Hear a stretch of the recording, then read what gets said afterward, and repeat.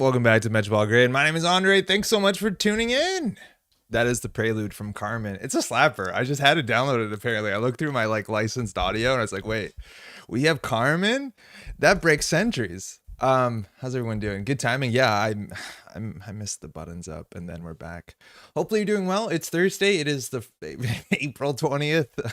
It's the day. So super not. How's it going? Yeah, we got smoke tonight. Yeah, we're going to do a smoke deck. It's kind of tradition around this time of year that we generally do a smoke deck. And I'm actually really excited to do the smoke deck we want to do because it lets us look at some cards we haven't looked at before. We're going to play some Nanuq. Kalana, how's it going, by the way? Ixaron, hey, Andre, thanks so much for the agenda sim. Super duper useful so far. Real talk. Yo, Ixaron, glad you liked it. I saw your messages, and then I saw you responded on Reddit. And on Reddit, you gave like a bunch of agenda distributions. Like these are common agenda distributions in the format. What actually I was trying to ask from you, which I think will be easier and probably better, is if you can just send me your like just the agenda section of the pool that you're working with, right? Like the pool has, and I don't need to know the agendas, but like the pool has available 33 pointers, X 2 pointers, X 1 pointers, just because I can run a button, I can calculate all the possible agenda suites, and then you have the whole sheet, as opposed to like here are just the 7 most popular, because that's kind of the idea. We want to simulate everything, so you actually know if there's something else you're missing out. Hey, Daiji and Toreador from Bizet. Yeah, is it Toreador or is it? I think a lot of those themes repeat. I'm not too well versed on Carmen. For me, it's labeled as Prelude, but I might not know. So, cut is clean, looking sharp. Thanos, thank you. Yeah, I got a haircut today. I have less hair than I normally do. I enjoy getting a haircut. The guy who cuts my hair is real fun. He's like caught me off guard. I thought about it after the fact. Yeah, no, for sure. If you have it, it'll be easier because I just run into the thing and it goes from there. Maybe I'll learn how to stop being Garbo with smoke. Yo, Sonny, smoke is pretty tricky. I'm not very good with smoke, and we're gonna do something weird with smoke specifically. Like we're gonna be playing what's it called, Knob Curie smoke, because again we can't steal agendas if we have a bear. So I think that's what we're gonna be doing. I think it's just gonna be aggro Shaper, but I think a big part of it with that smoke deck is that you probably could play any ID in Shaper. Largely it'd be fine. I think technically Cabinessa Wu would have been the best, but we're just playing it because it's kind of on theme, and because 1 credit to run a turn is like fine, I guess. 40 card minimum is okay, I guess. Like nothing really smart about the stealth stuff in there, but we'll figure it out. I did run all those agenda suites and I did glean some good info. Oh, you ran them. What did you come up with? It's like, it's the mad dash numbers, right? So I think a lot of that stuff, I guess smaller deck sizes is something that isn't really accounted for, but I reckon you need like 13 accesses, right? If I send you the meteor list, is that good enough? That's perfect. If you just send me the whole card pool, that's totally fine. Not that big of an achievement, but I hit infinite Marvel Snap tonight for the first time. Yeah, Scrub, how's it going? And what are you playing in Marvel Snap? I'm still playing Marvel Snap. I feel like the game is so weird. It's so strange because like they almost have something that's really good. And now that people have like been playing it for a while, like the cracks are kind of showing a bit. And I think the biggest thing is it's like the worst model. It's like, oh, we have a new card this week. You can never play it, but you'll play it in 4 months when you can buy it with your tokens at a point that makes sense. It's just such a bummer that they want to shake up the meta and print new interesting cards. So you come back every week and be like, oh, there's a new shark I can play named Jeff. That seems fun. But it's also 6,000 tokens, which is like, what? It makes no sense to me, and I just wish that they had a better model. As much as like I have been paying for only the battle passes month over month. So is my partner. We've been playing it a lot though. The game's still fun, but Infinite's good. I can't get past like 65, somewhat for lack of trying, but not entirely.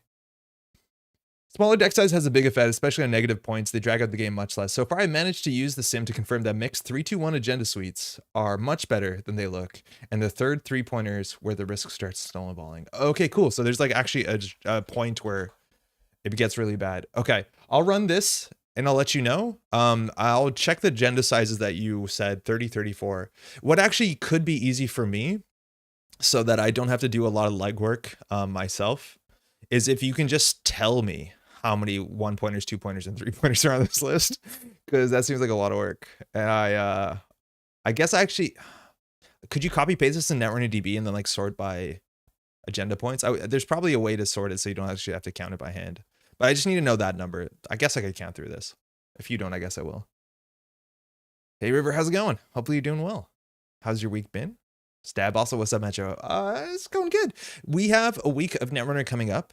We have a circuit opener, the first circuit opener this year. It's just this Saturday. I think it's going to be a relatively big event considering there's only 4 people here, but I think we're going to see like maybe a dozen plus players, which is sick. It's in standard. If you're in Montreal or you're in Ottawa or you're in maybe even south of the border and you want to come up, it's this Saturday at l'Abyss.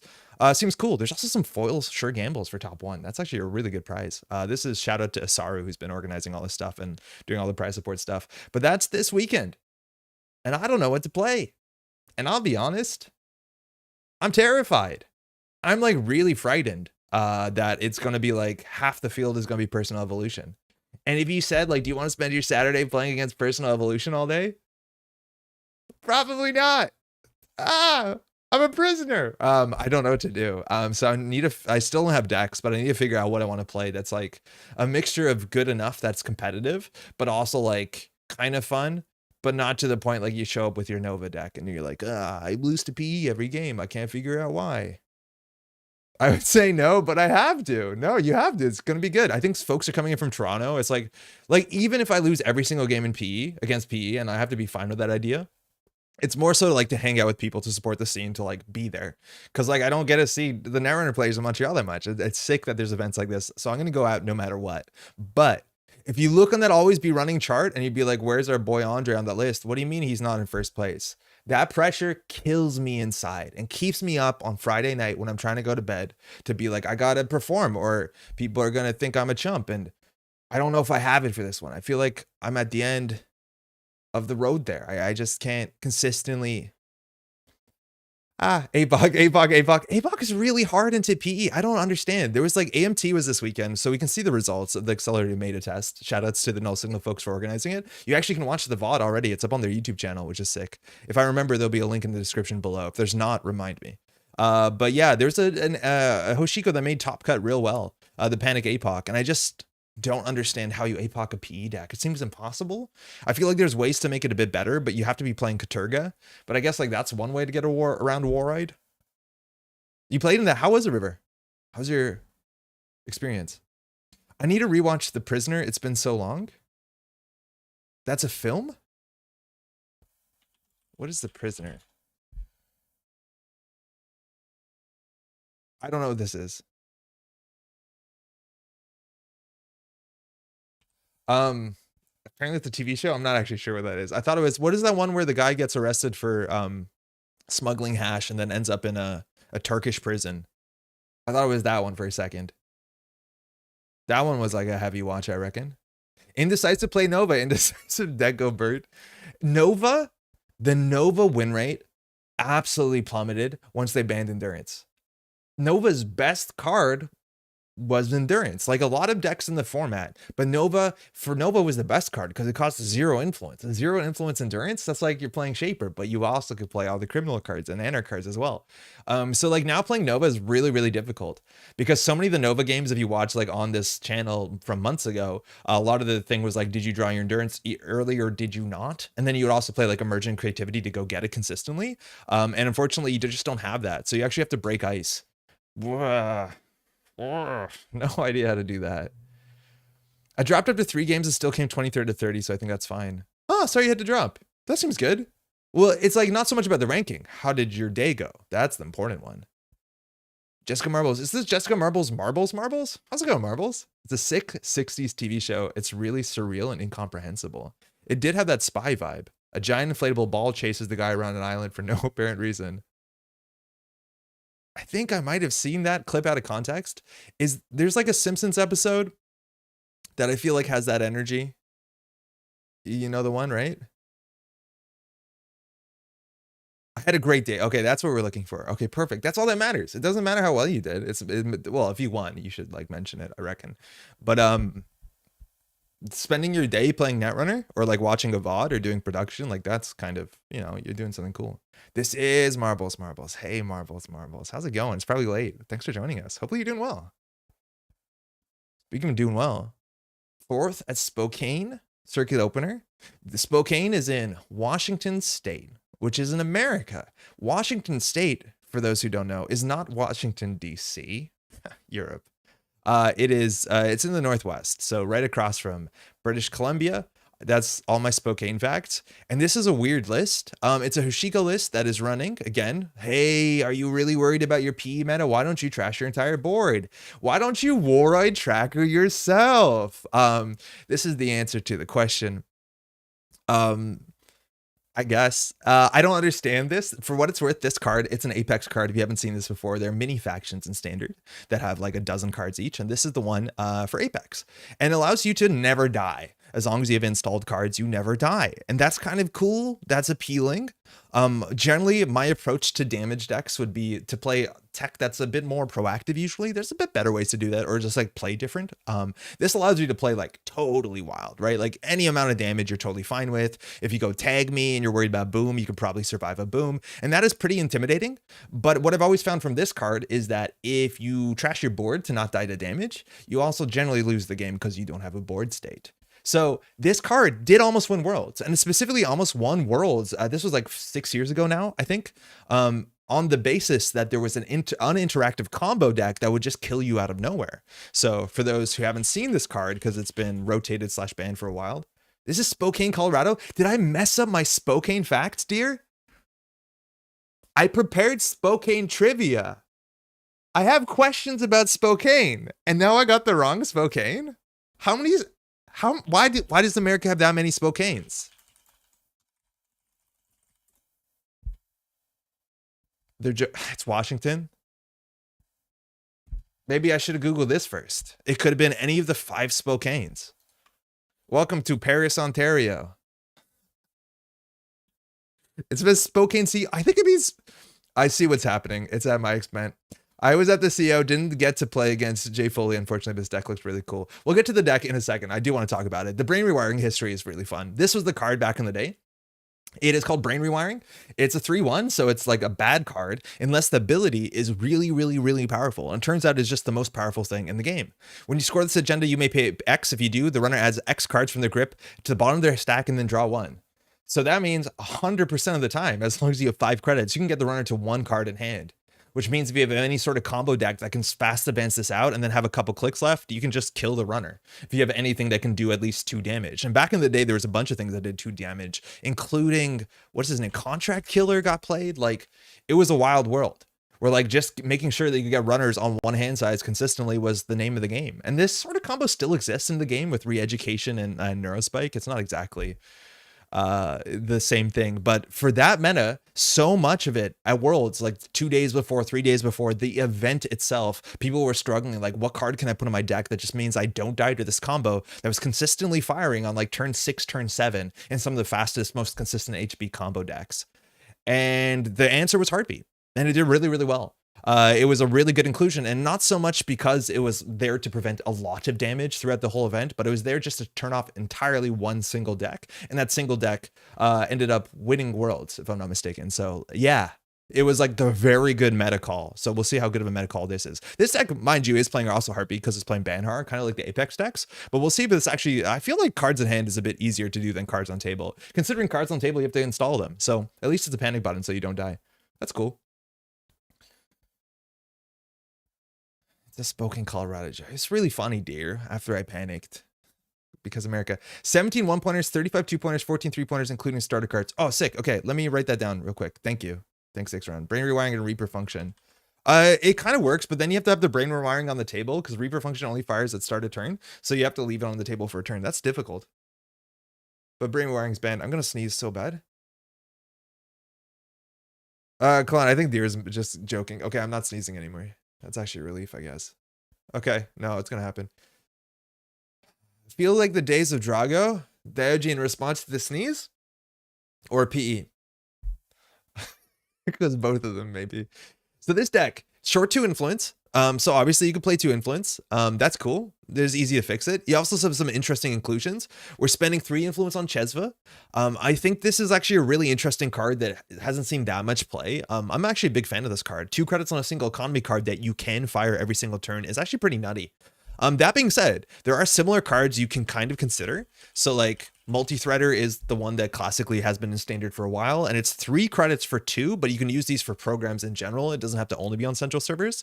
So it's kind of up to you whether you want to save that influence to do something that is more expensive but more widely applicable. Mind you, you can use Chesva credits to do anything on central servers, not just programs. So there's good reasons why you want to consider either one. But this is a cool value card that I actually think like is probably worth considering in a fair few decks. Otherwise, nothing special on the Anarch side or the Icebreaker program side, excuse me. We're running Finality, and I think Finality is sick. We're running Sure Gamble, Dirty Laundry, Steel Skin. I think there's a whole bunch of other events you're generally used to seeing, and I'm actually really surprised that a Banhar Gantulga deck is not playing Steel Skin Scarring, which is just like one of the best things to play with Banhar, let alone also not playing, Raindrops Cut Stone. Those are two like the, I think, quickest inclusions, especially when you play Startup and you want to play a Banhar deck, because they're two cards that are very synergistic. Maybe Moshing isn't that synergistic with this deck for that reason, but super synergistic with Banhar in general, because you're going to be taking damage anyways, so you want that clickless card draw on both attacks. We have all the resources. We have extra card draw with Nuka, which is sick. We have 2 Poemo. We have 2 Twinning. The only way to get value from the Twinning is our companions and Chesva. That's actually great. That's good enough. And that's a lot of resources, but that's pretty good. Hardware, we have 3 Hippos, of course we do, and it's a pretty thin deck otherwise, pretty lean. I think there's a lot of things you can consider here. If you want more gas, you can play things like labor rights at the end of the deck to get things back. You can play Katurga Breakout if you really care about single run events.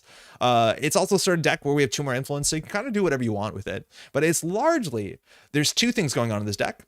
The whole Heartbeat engine, which is just maybe meta defense, but also a Banhar defense. But then it's also a Banhar deck, which we haven't seen very genuine, honest Banhar decks in the format at all. Like, we just don't see a lot of Banhar decks. And I think they're kind of interesting to see. And I do think Banhar should and will show up as a standard piece in some like mid-range Anarch lists. Because the thing it does is the sort of thing that like Botulus and Boomerang still do. So it's maybe not the most necessary. But even if you put this thing down, it like changes how the corporation has to play. Admittedly, the way they play around this is kind of the same way that they have to play around Hippo. And they kind of interact in ways that are both very good and very bad in some ways. But like getting ice in front of other ice, Banhar matters that you actually encounter it. So if you hide the ice behind the ice, you'll be able to Banhar through it. I don't know. I think this card is good. I think taking 3 net damage to go through a fair trial 3 is like very reasonable. So any deck that doesn't want to do net damage, making their Serpentines do net damage, like it's like a joke. Yeah. Okay. Oh, a brain thingy, and you have 2 free influence. Yeah, we have 2 free influence, so we're just gonna run it. With the 2 influence, you could easily play like Deuce's Wild. That's fine. You could even play a Diesel. No, you play Steel Skin before Diesel. Does face down Steel Skin fire when trashed with Heartbeat? No, it says Grip or Heart Heap, doesn't it? Steel Skin. Well, you can never install an event, right? Because you never can get a Steel Skin face down. Yeah, but this does say Gripper Stack. For what it's worth, too, I do think that Raindrops is the only card that can get power counters on it that isn't an installed card. So you can't charge it because specifically Charge says installed cards. You almost are able to charge Raindrops Cut Stone. But again, Charge, I believe Charge does say installed cards. So otherwise you can't like hit this with Padma, or not Padma exactly, but like, how would you be able to charge this? I guess with the time traveling engine thing, that one. What's Smokey Bear? Smokey Bear was an American bear that warned you about forest fires, I think. I think Banhar's a great card. Yeah. Yeah, I agree with you. I think Banhar is sick. What format is this for? Hey, Gerby, how's it going? This is a standard deck. Largely, if you just see like one card you don't understand, be like, I'm not familiar with this one, that generally means you're in standard. The startup card pool is pretty small. That sounds like a snarky response, and I didn't intend it at all to mean like that, but we largely don't play a lot of Eternal on this channel, so we only play standard or startup. So if there's cards you don't recognize, it's usually standard. But we try and play half and half, usually. Sorry if that sounded a bit rough. Banhar Heartbeat in loop 3-0 April AMT, Daojin. Thank you. Steelskin says Grip Stack and face down runner cards have no active text. Yeah, just how can you get a Steelskin on the table? I don't think you can. Stoneship, I think Stoneship is fair. Again, I'd rather play Raindrops and Steelskin before Stoneship, but you can play Stoneship.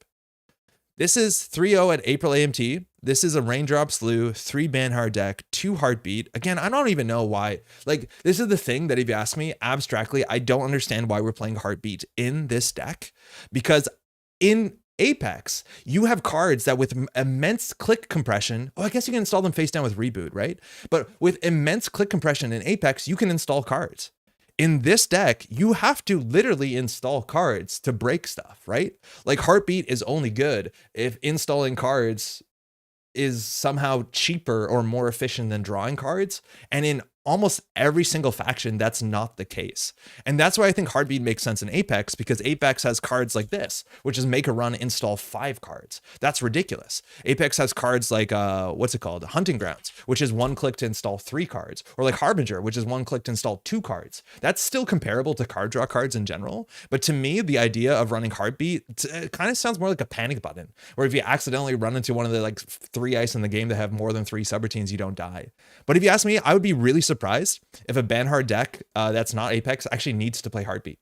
You might be better off just playing Obelisk or any value-oriented console that gives you card draw or anything like that, really. I'm not actually sure this makes a lot of sense to me.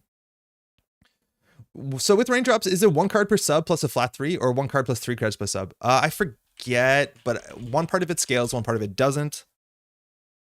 You draw 1 card for hosted power counter, flat 3. You never get more than 2 credits from raindrops, so with 3 in theory. Reboot got steel skin on table if you really want to. Yeah, Reboot, that's the one, exactly. And also Apex just clicklessly installs cards too. So like hunting that console makes sense because it's a clickless install.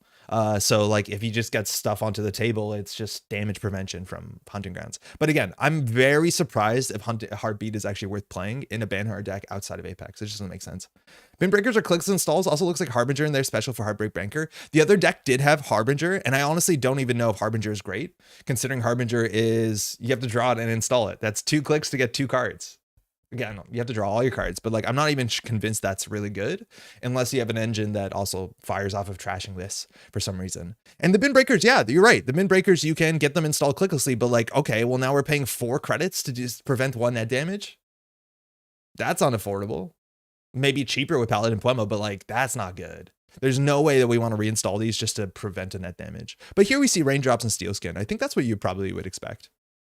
That's cool. Also, decks like this is also where I'm surprised. I think decks like this that can really get in consistently want to be running as much single card giant burst. So like I really like Banhar in ESA, in what's it called, in startup, because let alone ESA has all this like pseudo multi-action pressure that's not inherently run based. But the idea is that like Banhar is so good with finality because you can just send it R&D on the early turns and there's literally nothing they can do. Like you're going to get in. And where decks like this, and obviously like this deck seem to perform, it's hard to get that much value off single accesses. Like literally there's no multi-access in this deck. So I don't know how you sustain Banhar and actually make Banhar profitable for you. It's really difficult when, again, it's all single accesses. And I guess Imp is the only pressure you have. Why wouldn't a deck like this run Jailbreak? Exactly, yeah. I think the deck like this needs to run ways to make that run that doesn't specifically require the click on Banhar, which is the beauty of Banhar. So you actually have a good run. Like legwork, finality, Chistushka, all that stuff is really good with Banhar because it's not just a single run. Divide and Conquer is kind of interesting. We have nothing that pairs with this. Like generally you see Divide and Conquer with, I guess, no, Twinning works. No, we do, never mind, ignore that. You can lean to Heartbeat and have cybernetics like Ghost Tongue. Yeah, no, hey, Keith, how's it going? You definitely can. It's Keith, right? I'm pretty sure. If not, excuse me. How's it going, Diceborn? But you definitely can. And I think that's okay. I think that's a reasonable way to dodge core damage, especially for the ones that give you like extra clicks, stuff like that, like the 2 core damage cards. Again, for that, like, are we installing this card for 2 credits and 3 influence just to dodge a single core damage? Is that actually worth it? Probably not. Right? Like probably not. So it's a nice thing to do, but like, would I play this just to avoid core damage? It is Keith, nailed it. How's it going, man? I'd be like pretty hard pressed. So cool. More Anarch today. We're gonna play some Shaper. We're gonna play some Smoke. We're gonna light the fire, do all that good stuff. 420. So sorry. Let's go. My lat deck had a lot of multi-access tricks from Shaper that make those cheaper Banhar accesses. You're playing you're playing Lat Banhar. I've never seen that, and I don't even know how much influence Banhar is. I guess we'll find out in a second. But like, I think Banhar is like a really underexplored card. It is super cool. What are we? We're Hoshiko. That makes sense. Card draw. That's cool. This is called Heartbreak Hoshiko.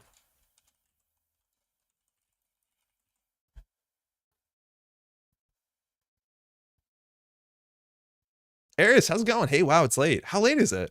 Thanks for joining the stream. I feel like Jailbreak is actually busted card that gets not so much love. I think Jailbreak is actually way better than the amount of play it gets, but the problem is all the other cards are also really good, so it generally finds it on the side. You see it consistently in decks like Zaya, stuff like that, but like it's an awkward card because the timing of how good it is when it's good largely depends on how quickly you can get good pressure. And a lot of times the early remote server pokes are more important, like pinholing down stuff in remote server in competitive Netrunner standard play. That's actually more important than like getting 2 cards off of R&D. Mind you, 2 cards from HQ early is really good. But yeah, your mileage may vary, but it does a lot for a single card, and it's very easy to play in any deck. It's just like, how many do you play? It's pretty good as soon as you have breakers down, that's for sure. And Zaya, love it. 3 a.m. Oh, wow. Hopefully get to sleep at some point. Glad you can make it, though. I always feel bad when people are like, it's really late, I can't sleep, I'm watching you. And I'm like, oh, no. I hope you're sleeping okay. Banhar is 3. Okay, sick. Yeah, that's like doable. And Shaper has all the card draw in startup, so why the heck not? Having a lot of success with Banhar Femme Fatale with Quetzal in startup. Oh, that's super cool. David, how's it going? That whole engine, like Femme Fatale used to be like a very, very fundamental Netrunner card. And it just totally fell off the plot. Oh, sick. Heartbeat value. Let's go, PE. And I think it's an interesting card. And there's so many tricks that came out in startup, or sorry, in what's it called? Parhelion, that deal really well with Femme, right? Like the one that lets you pull it off the top of your deck. You can move it around. Like, it's a cool card. Thanks, you too. They mulliganed. Okay, so PE is an absolute prison modernly. It's really bad. I don't like playing against it. I play really just fast and loose, just because it is a kind of a grind and a mess. And I usually, when I play casually on JNet, don't want to give it the amount of like stress it requires, because it's so hard to pull these decks about. It's like there's so few decks that if you make one mistake, you lose the game. It's like controlling the message and probably just this one. That you really have to make all these like ridiculous calculations. Like, do I run it? Don't I run it? What happens? What about if I run R&D this time? It's like the most interesting deck, but also now inherently the way that people are building it and like the agenda suite, it feels like a really unfair deck. It's like so hard to win this game where you just run out of cards. And if you can't steal a 5 damage Obokata, which is an absurd number, like you can't win the game at all and you get grinded out. And then you're not incentivized to play a lot of your cards, which is not very exciting. I don't know. I have opinions. I'm gonna keep this. We also don't have Stargate, which sucks against this matchup. This is the matchup where Stargate is super important, because then you can run central servers and not have to what's it called, eat snares in the head. Jailbreak is not splashing enough of an effect. It's a card slot often for its card slot. Yeah, if there's decks that like can consistently get it off, where it feels like, you know, a cantrip, it's fine. But on its own, it's like Overclock doesn't even make it into most decks. And like Anarch decks have good reasons to play Overclock. So we're also not on pinhole threading. And that's also another like meta thing, is like, if this is a Vientian Keeling Warrior tracker, it's over really, really quickly. PE apologist here, I'm so sorry. It can be over really, really quickly. So the question is like, can Banhar be used to challenge the remote server? No, if we Banhar into an what's it called, a Nance, we lose the game on the spot. So not that they have 8 credits, but like, do we challenge this? What is this? Playing against PE can be super fun. It can be. I feel like most PE decks now are based not over the good plays, but inevitability. Like that's one of the biggest things I've found, is like playing against PE right now doesn't feel like the corporation is making really smart, really high, like stress, high risk plays. It's just eventually you will not have enough cards, no matter how cleanly you play, unless you get lucky off accesses, which I don't love it. Like, I don't know if I should run this or not.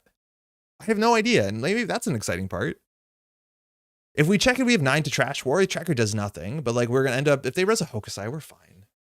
If this is a Tithe, it's okay. Aiki starts to see some play now, which I think I enjoy. Oh, it's a Prana. Okay, so this is the list from AMT. I think Prana is just a really silly card. So they res this at the technically wrong window. In theory, we could jack out. You're meant to res right here when we say access. So if we make an access here, they just spent 3 credits to gain 3 credits, and we have to trash for 8. Now, we didn't take any net damage.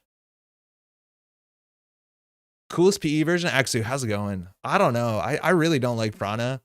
I think there's a whole bunch of these assets that are like, if you don't trash them, we lose. And now PE decks are becoming asset spam decks. Like, it's only a matter of time before synth DNA modification or Storgotic Resonator are actually going to see unironic play. All right, we'll just trash everything. And then, like, next turn, they'll install 2 more assets that if we don't trash, we lose. Play Miss Bones 3 times. We'll do that. We'll do that. That's fine. I have stopped playing PE. I really like playing Jinteki for clever traps more, and PE does just feel like it grinds you for existence. Yeah, I don't know. I don't like it anymore. The other thing I also have to remember with Manhar is that it's like backstitching. I need at the start of my turn to use it. Yeah, you can't install a mid-turn because you name a thing. You see, and this is another thing. It's like, what is this? Do I have another 7 credits to trash now? I put this down so Worry Tracker eats me. It's like, I feel like I can complain no matter what happens. All right, well, we did overextend on economy. I feel like there's nothing they can score out. That's really bad. Like if they score out a House of Knives, it's 4 damage. Like we're down to 31 hit points. I feel like that's not good for us. P decks were always agenda spam decks? Yeah. Worry Tracker, 3x. Like that's a Spin Doctor on top of a Price Deck, a Hokusai, or War Ride. Like the Hokusides are not, they're just like, you know, it's an economic tool. I don't know what it is. Still looking for the deck where I can play Sturgotic. I think Sturgotic should be played in this deck. I think Sturgotic is more interesting than the Prana Condenser. I think Sturgotic is quite fine. Okay, and now because we paid 8 credits on turn 1, they can Resonant Ananse and we cannot face check anymore. Like here, I do think the right play is that we just smash R&D and try and steal Nobukata. Like I feel like if we don't steal Nobukata, we just lose. I'm still trying to make Hyobu work. Oh, that's a really hard thing to do. Hyobu doesn't do anything. Super not. It's really hard. Even in standard or where there was a bigger card pool that of cards are revealed, it still doesn't do anything. Do I want to trash this now or later? I think later probably. Because we can play a money card. I was playing Sturgotic before rotated startup. It's better than looks for sure. I think it's okay. Okay, so like now if we can't run this, we lose the game. We don't have Pinhole, and every deck should be playing Pinhole. And it's probably on a Worry Tracker, so we just lose our whole board. They can Resonant Anansi, so if we face check it, we lose. I probably didn't play this optimally, but like, man, am I dreading this matchup so much. I'm actually really frightened for Saturday. I've been trying to figure out a way to make Iswak work in startup. I've had some success with Genesis and splashing Archer for spicy hits. Make, not make. Yeah, I find like so much of what Iswak does, other IDs, even in startup can do it better, right? Like Traps PE can do better because the risk is higher. And then the ability to win the game off of a relevant text of your ability is actually way higher. And then if you're doing the Regenesis thing, I feel like you're doing it more often, easier in restoring humanity. So it's hard. Oh, we have a CO on Saturday, a circuit opener, Aksu. Yeah, so we're going to have 3 hand size. They could have res this at the end of our turn, so we would have had 4 hand size. That's always worth keeping in mind, that there's a window at the end of the runner's turn, and you can res it there. So, oh, we only had 4 hand there. Okay, so they didn't miss it. We just got our free Hoshiko draw. So, like, it's so hard to close the game off of R&D, because, again, Obakades, it's 5 net damage, and that's obviously a problem. The deck doesn't have Steelskin Scarring, which is like a huge detriment to playing against this archetype. Like Steelskin Scarring is such a good card where we can actually face check into this and end up drawing cards. We don't have money here. I think there's a chance we can nuke it into like I was going to say a sure gamble, but I think we can just nuke R&D and then just tank through whatever this is. Shogun Iswak is better in P and Glacier Iswak is better in Ag Confusion. Yeah, but even startup Solomir, like you can say most of that sentence is like, this one's better in this, and like the 2 other startup Jinteki IDs do what Iswak does, but more convincingly. Or with a more robust economy, one or the other. And doesn't mean PE is currently one of the strongest ID. Everyone's so afraid it hasn't played. Yeah, I think it is. I think PE easily is one of the strongest right now. And like the thing is, like, even thinking hard about it, I do not know what to do to make this palatable. So we just lost 6 credits on a face check, and then we're 1 credit short from hitting the Keeling. I don't know whether we should have played around DNA Tracker, but yeah, game's over. Shout out to Calgary Circuit Opener May 6th. Yeah, we're 1 credit short of the Keeling. In theory here, we should jack out. They can't actually fire anything. We could figure out what's in server 1. I think you could slam Deliberate and click the 3 times, had Paladin cred, though I don't know what breakers you had. Yeah, we only have this breaker. How's it going, Jeff? Again, I don't think I'm going to play this perfectly, but like, I feel like I never play PE perfectly because I don't want to. I don't know. We'll trash that, I guess. So Keeling's down. So we're going to have 3 hand size, 4 hand size in a minute. So we have to click for credits because we don't have the time to do anything else. We have to go through DNA Tracker again because this deck doesn't have Pinhole threading. So that's going to be 2, 4, 6 plus 4, 10 credits. So we'll just try and get something off HQ here, because if we steal an agenda, we take net damage, or we have to discard our hand anyways. It's the one card we knew. Okay, we'll throw that out. We'll throw a hippo out. You need breakers for that. Jupes.p, interesting. Nothing wrong with conceding and moving on with your time. Oh, it'll be over in 2 turns. Like, keeling will kill us. I feel a bit bad about it, but I'm actually conceded on turn 4 in my last match of Netrunner, just because his Jupes.p with scored Sting is such a demoralizing deck to play against it. I've never heard of that. That's really interesting. Okay, well, at least we have this. And then next turn we can send it through here. That's kind of cool. He is a connection Benhar, so we can't paladin it. With 2 credits, what ice could they res? I think this deck is running Ike. Yeah, we just take that down. It's a grind. Why not put down the Fermenter as last click? Because the amount of clicks it takes for Fermenter to actually do something is not going to line up well with how long the game is going to be. Right? Like next turn, it would be 2 clicks for 3 credits. And we need cards in hand. I guess we were discarding. Did we just click for credit? If we clicked for credit, maybe. Yeah, especially with Paladin, actually. It was 2 click for 4 credits. Yeah, probably should have. Yeah, we probably should have. But here, if they get a second ice, that's all. And we probably wanted an access there, because I think we would trade a clickless card for a clickless credit. Because it's not that we need the card there. We need the card to start a turn. But if they get a second ice here, our Benhar does nothing. Pally would have paid for it. Yeah, with Pally, it's definitely a bit better. And especially if we were discarding cards. It's better than... I don't know, actually. It depends what we did. I'd have to check the log. But if we wanted to always start with 2 cards in hand. So if we had to discard a card, yeah, definitely. Do you have any plans to do anything more on your agenda sim? No, not really. The numbers are there. That's it. I just want to hopefully use them to come up with some, try some other decks out. But I don't have any bigger plans for it. I don't even know what bigger plans for that would be.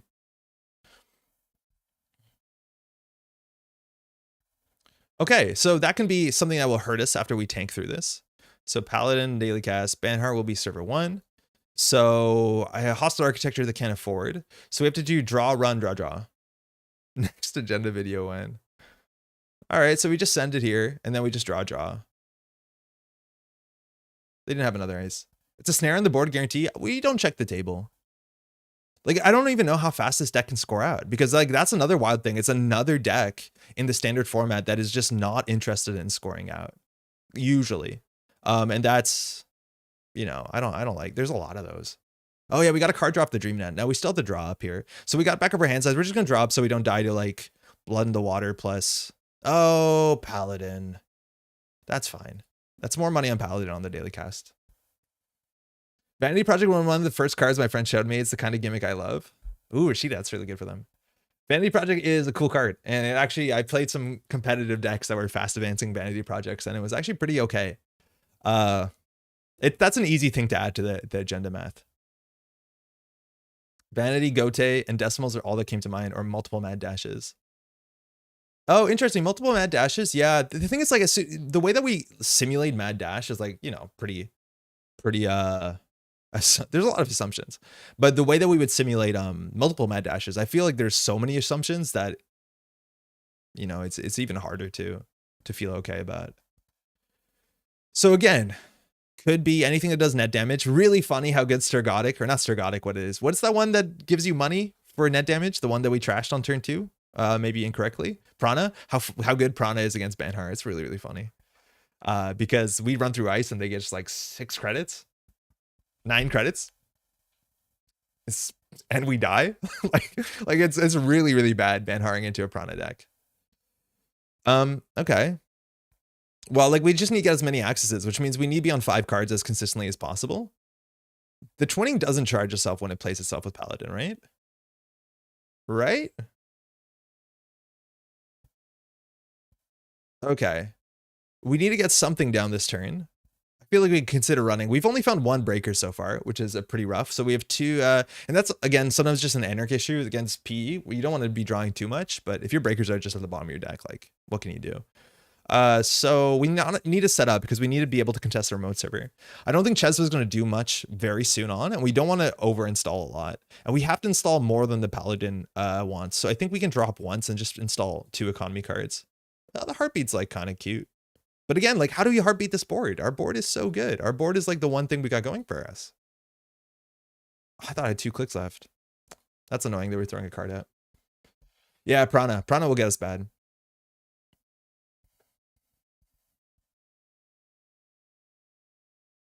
Yeah, I don't understand how we're going to win this game. We have very little multi-access. We don't have steel skin. Our economy is actually okay. It probably could have been better if we played it slightly differently. And we don't have Stargate. It's really hard. We also don't have Mad Dash, and it's kind of hard to Mad Dash this deck, but like Mad Dashing, what's it called? So that's the Hokusai. Mad Dashing and Obokata is like the most important thing. If you can get it off. It's really hard to, because then like you need 7 cards or whatever. Banhart, no steel skin. Yeah, it doesn't have raindrops or steel skin. I'm not sure why. There's a write-up. But yeah, I think you would assume those cards together. And that's the thing is like, do we install Heartbeat here so we can check R&D and not take net damage? But like, I don't want to trash any of these cards. I don't know. I'm just gonna go for singles. Like we have to win the game somehow. Yeah, it's a Prana. More 3 subroutine ice. Okay, that's a problem. So that just fires, and instead of being 1 net damage and a tag, it is 3 net damage, which means that if we ever end, they have a 2 clicks for 3 net damage, and again, we don't have pinhole threading, so there's no way for us to contest this, because we have to go through, again, a Prana and a Waroi tracker and a DNA tracker. It's like, it does not, no, this deck doesn't have steel skins. It doesn't. Oh, it has steel skins. Why did I say it didn't have steel skins? What the heck? I think I've said that a lot now. Wait. That should have Banhard. Why didn't that Banhard?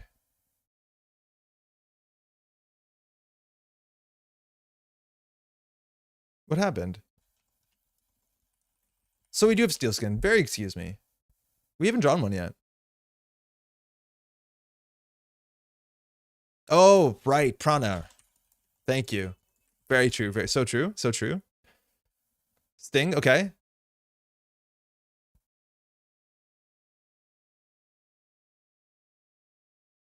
All right. So now they have a button that does 5 net damage. Okay. That's messed up. So normally you're going to want to install the Heartbeat.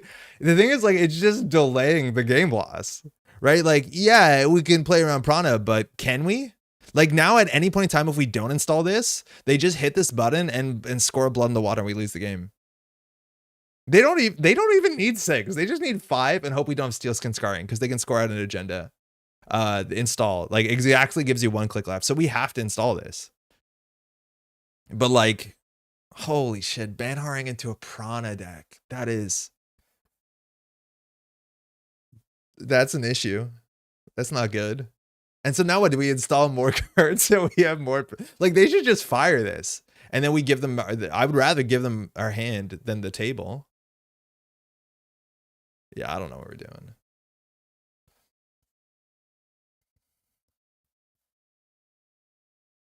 So I don't know, man. I don't like playing against Jinteki at all. And I don't know if we're actually like comically unequipped to deal with it, unfortunately. Do we have Pinhole? No, we don't have a Pinhole. We don't have Light the Fire, which is still Light the Fire is like more and more interesting against like the Waroi decks with all these upgrades, but like you still have to run through a DNA tracker. You're still taking core damage in the Jinteki damage matchup. Like it's so difficult still. I think I'd rather play Pinhole, and no, we don't have any.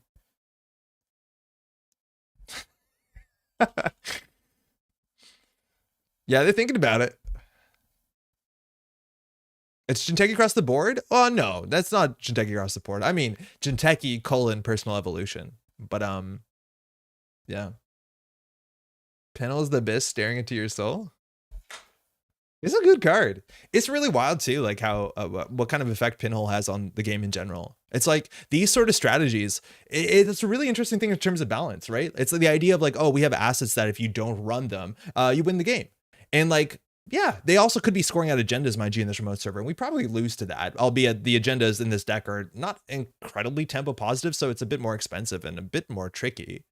But the idea is like, how is that going to affect balancing going forward? Is there an assumption that every runner is playing pinhole so that like the assets and the upgrades potentially can get more powerful? Like I'm very, very interested to know in terms of like the balancing. They simulation resetted 4 cards, what that looks like. We literally cannot run anymore with Banner, and we haven't drawn any breakers. /J stands for Jinteki. Red is the most fun color to play against. J.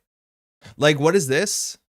If we take any net damage, we don't lose the game, but like, we're not winning the game. We still don't have a breaker yet.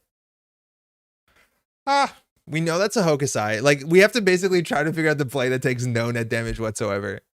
Hey, Eric, people out here asking for Shaper and Jinteki to be finally good. Borealis really proved that people don't know what they were asking for. Yo, I agree with you on that. I totally agree with you on that. I think when there's very few metas where Jinteki is good and it's like really fun, and Shaper is unfortunately the opposite end. But like, I do think there's after a long enough period of time, Shaper can become something that people don't feel is a, you know, prison. We need to put this somewhere where we literally cannot find ice, because that's subroutine. We run into a Nancy, we're so super dead. It is not even funny. Like, it's just draw for breakers. Oh, that's sick. We have one of those. That's good. We still need the other one, but this is a start. So if we never run, they can't hurt us, right? Right? Gotta keep 5 cards in hand. P, how's it going, Jesse? It was my favorite idea in the old core set days. Seeing how much fun you're having right now is why I don't play them now that I'm getting back into the game. But yo, Jesse, old PE didn't play like this. Like, I don't know if you remember the Zach Bunn PE click compression deck that won like a Tulsa regionals or whatever back in the day, like with scoring a fetal AI and, you know, they're on 6, you know, that sort of thing. Like, that was a different deck. It was about like making bluffs and making calls. Here, this is just the raw, you know, the raw value of these cards is, you know, answer this now or lose. And PE never was like that. It's totally different. Fetal AI, my beloved. Fetal AI made so many interesting games. It's a really, really cool card. Shit. Playing traps when you're face to face across tables is much more fun too. Yeah. In person, the PE matchup is much more exciting than this. Where like, I don't know what's happening. It's like having a bomb inside your deck all times. Yeah. Like sometimes you forgot the credits, sometimes you forgot the cards. It's a sting. Okay. Oops. Prevent any of the net damage. Oh, we can prevent it first. Nah. And yet still, like, to win the game, if we don't, like, that's also the thing, is in this deck, if you don't find the Obokata, it's impossible to win the game. And the Obokata means we have to steal 5 damage. So it's really hard. It's really quite difficult. Prevent with daily cast, 2 credits isn't worth much. We'll prevent it. Oh, you're right, because we're going to lose it. But I'm assuming they're going to hit this button. So we're either going to prevent it now or prevent it later. So it's hard to tell. But, like, we can't win this. Like, if we wipe our whole board, we still lose. This doesn't, oh, it does trash itself. That's at least kind. Like, we just need to install cards. You know, against PE where they tell you not to over install cards, like don't install too many cards because you're going to need them for hit points. I do appreciate the inversion of the trope. Preventing denies the corp 3 credits though. The difference between 20 and 23 is not like a real thing we have to worry about.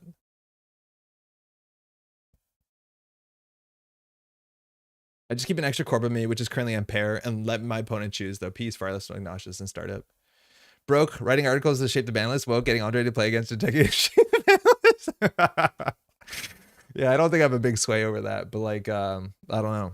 It does worry me. Like, I don't want, if I go to an event and this is what I'm playing against, I get scared. All right. Good thing we could finality without taking core damage. That's like kind of cool.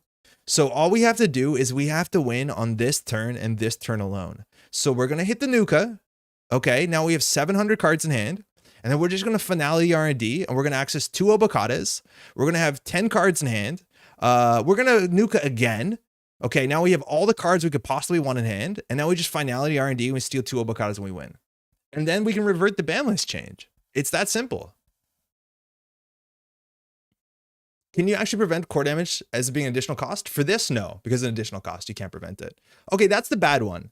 This is the bad one because it says whenever an encounter with Nancy ends, do 3 net damage unless the runner broke all subroutines. We have, well, we can prevent that. We can break it. Our money is meaningless. Why not break it? Okay. Phew. Not convinced that endless damage in Techie is nonsense. We need side mechanics to return. Side mechanics were really cool. And even if they're not good, they're a fun part of the game. All right, we'll win this one. I was afraid of running VP in the Spokane CO, but the only PE deck there was my friend I traveled with, and I ended up drawing my match where I ran versus a PE deck. This we just fire. Chad plays. Why are they not flatlining you 8 counters in Prana? Oh, Daojin, we got Heartbeat. We're unkillable. The Apex Dream. Prevent the damage? No, I'll prevent it with my face.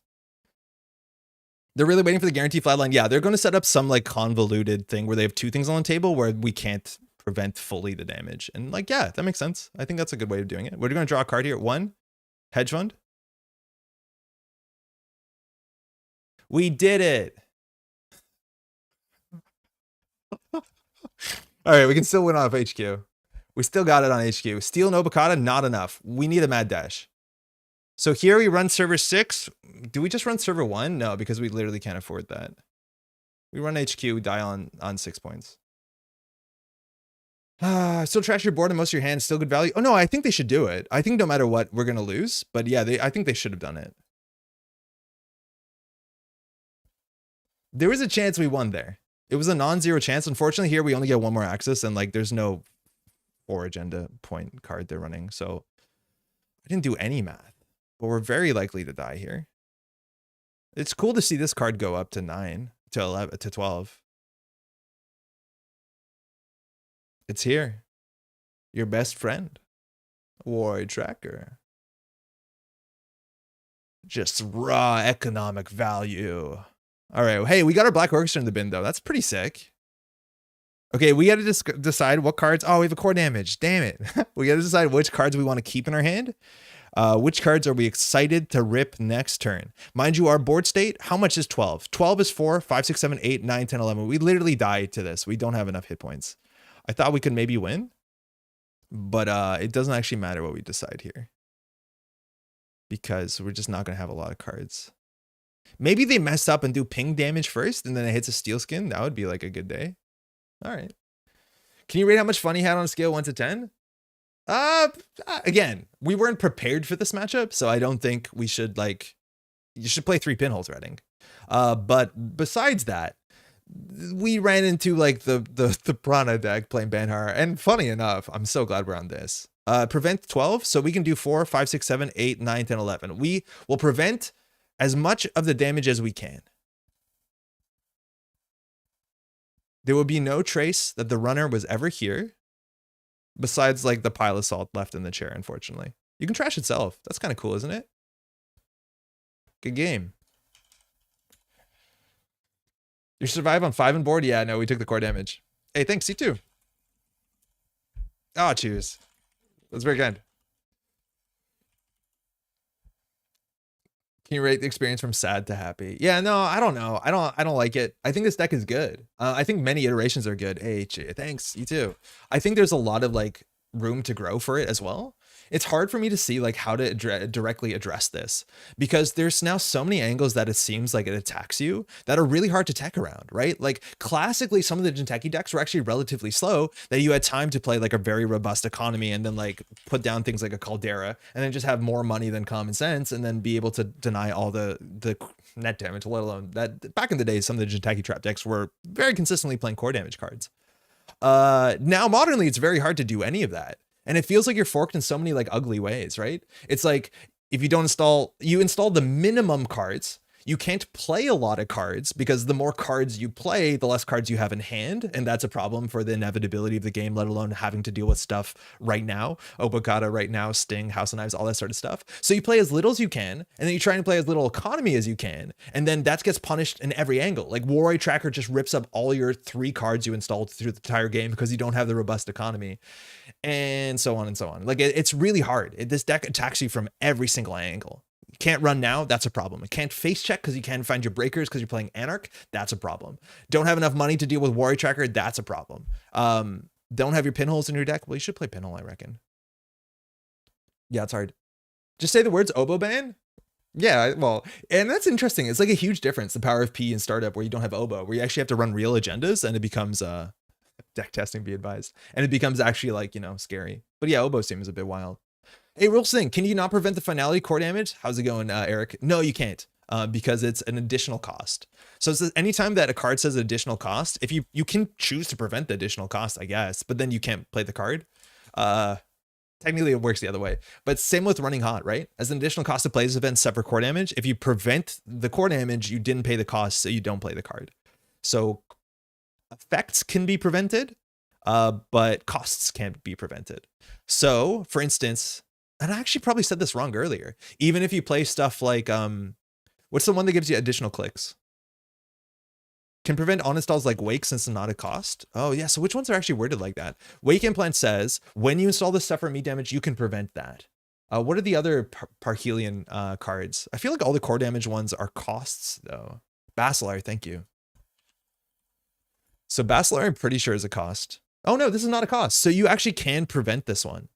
So I wasn't wrong about that. But I think a lot of the Nanuq ones, it's actually the card itself. But in theory, there's ways to like do this sort of, constructive surgery without, I reckon, suffering the core damage through whatever Heartbeat does. But yeah, that's the big thing. Additional costs you can't prevent. Zenith is that an additional cost? Probably not. Yeah, it's not. You can prevent that one too. That's cool. Rachel Beckman. Cybernetics aren't costs. All hail Chrome Parlor. So none of the Cybernetics are costs. That's cool. That's probably quite true. Cybernetics. Shit. I never know what the search thing is. Maybe it's S. Could you not just have trashed the Prana on the last turn instead of finality? No, because we have no way, Sauce. How's it going? We had no way to get through the DNA tracker and ended up with enough credits to trash the Prana. Prana is kind of expensive. So like we had to go through the DNA tracker, which means we lose 6, and then we had to trash this for 4. If it was on top of anything that does damage, obviously we don't care, but we didn't have 10 credits that turn because we tried to end the game. S. And there's technically there's 2 of these. There's one that's cybernetic and there's one that's cybernetics. And I think they've now been married, but this is actually like an ugly part of some of the early typing is there's some cards that have the cybernetics subtype, like this one. No Signal has ruled that cybernetics and cybernetic are the same, but if you haven't played the game for a while, the Red Sun cycle actually was full of just like really bad typography, unfortunately, and just like bad editing in general. So we actually have 2 subtypes here. But yeah, it seems like all the cybernetics are not additional costs, so all of them should be preventable. The ones that do inherently do damage to you. That's cool. That's a good way to remember it.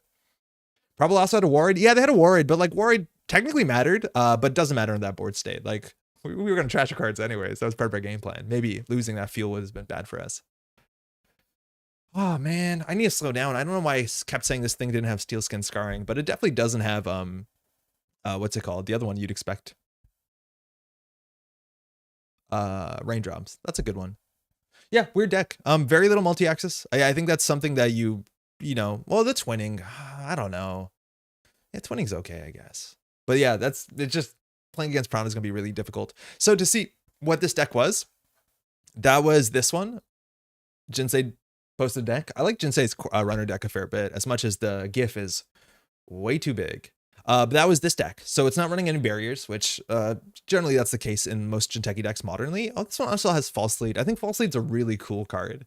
And it is very, very fascinating. And then it actually has a lot of these cards, technically up to 6 of these cards that if you can't trash them pretty soon on, it'll be a real big issue for you. The Prana Condenser, mind you, if you don't run, that's I think actually one of the better things against this deck is don't run. And then just pinhole these things when and if you can. Because if you don't run, they're generally not doing a lot of damage to you. And then it becomes a game of whether they're on the table or not. One of the huge downsides of this deck is that it has no money. It only has 3 hedge funds. And the only other way you can get money is Rashida and I think Prana Condenser. And so if you're not running a lot, the Prana Condenser actually isn't a very good card. But like we face checked into a DNA tracker. We like, we're running a Banhard deck. It was going to fire. But I think that is one of the big differences between these decks and like the sort of inevitability stock buyback decks is like the economy actually isn't very robust if you can keep these down. So we did a really bad job showing that part of the game off, but like this will be difficult. Like it's hard to res 3 Anansis and 2 DNA tracker when all the deck has for economy is 3 hedge funds and 3 Rashidas. Like you have to keep that in mind.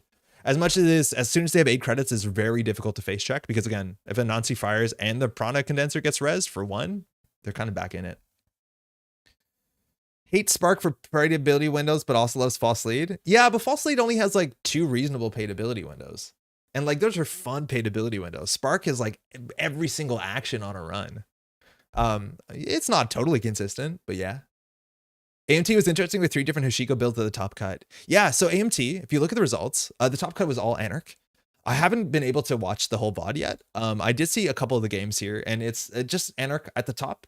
It was a fair bit different, I think, the month before. I think we saw a bit more Criminal at the top, if I'm not mistaken. But they're technically 3 different Anarch builds. This small version, I think, is fascinating. The APOC version is very similar to Anarch APOC lists in general, and I wonder how good they are in the meta. They're never almost ever bad. And then you have this version, which again, oh man, how is this so big? This is huge. This is definitely going to be a thing for somebody. Someone's going to get something out of this. There's no way that the giant woman isn't. I'm just going to.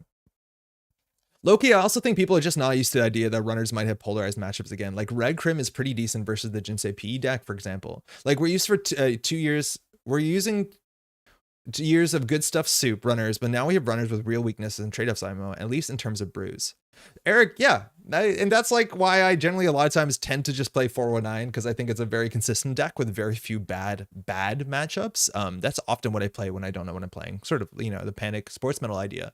But that sort of thing, which I think is inherent to a lot of card games, where if you don't understand the meta, like say you thought like, oh, nobody's going to play Dex X, like a deck X, like say you have a terrible matchup against, you know, Prana decks because you're playing your really cool Banhar core damage deck or whatever.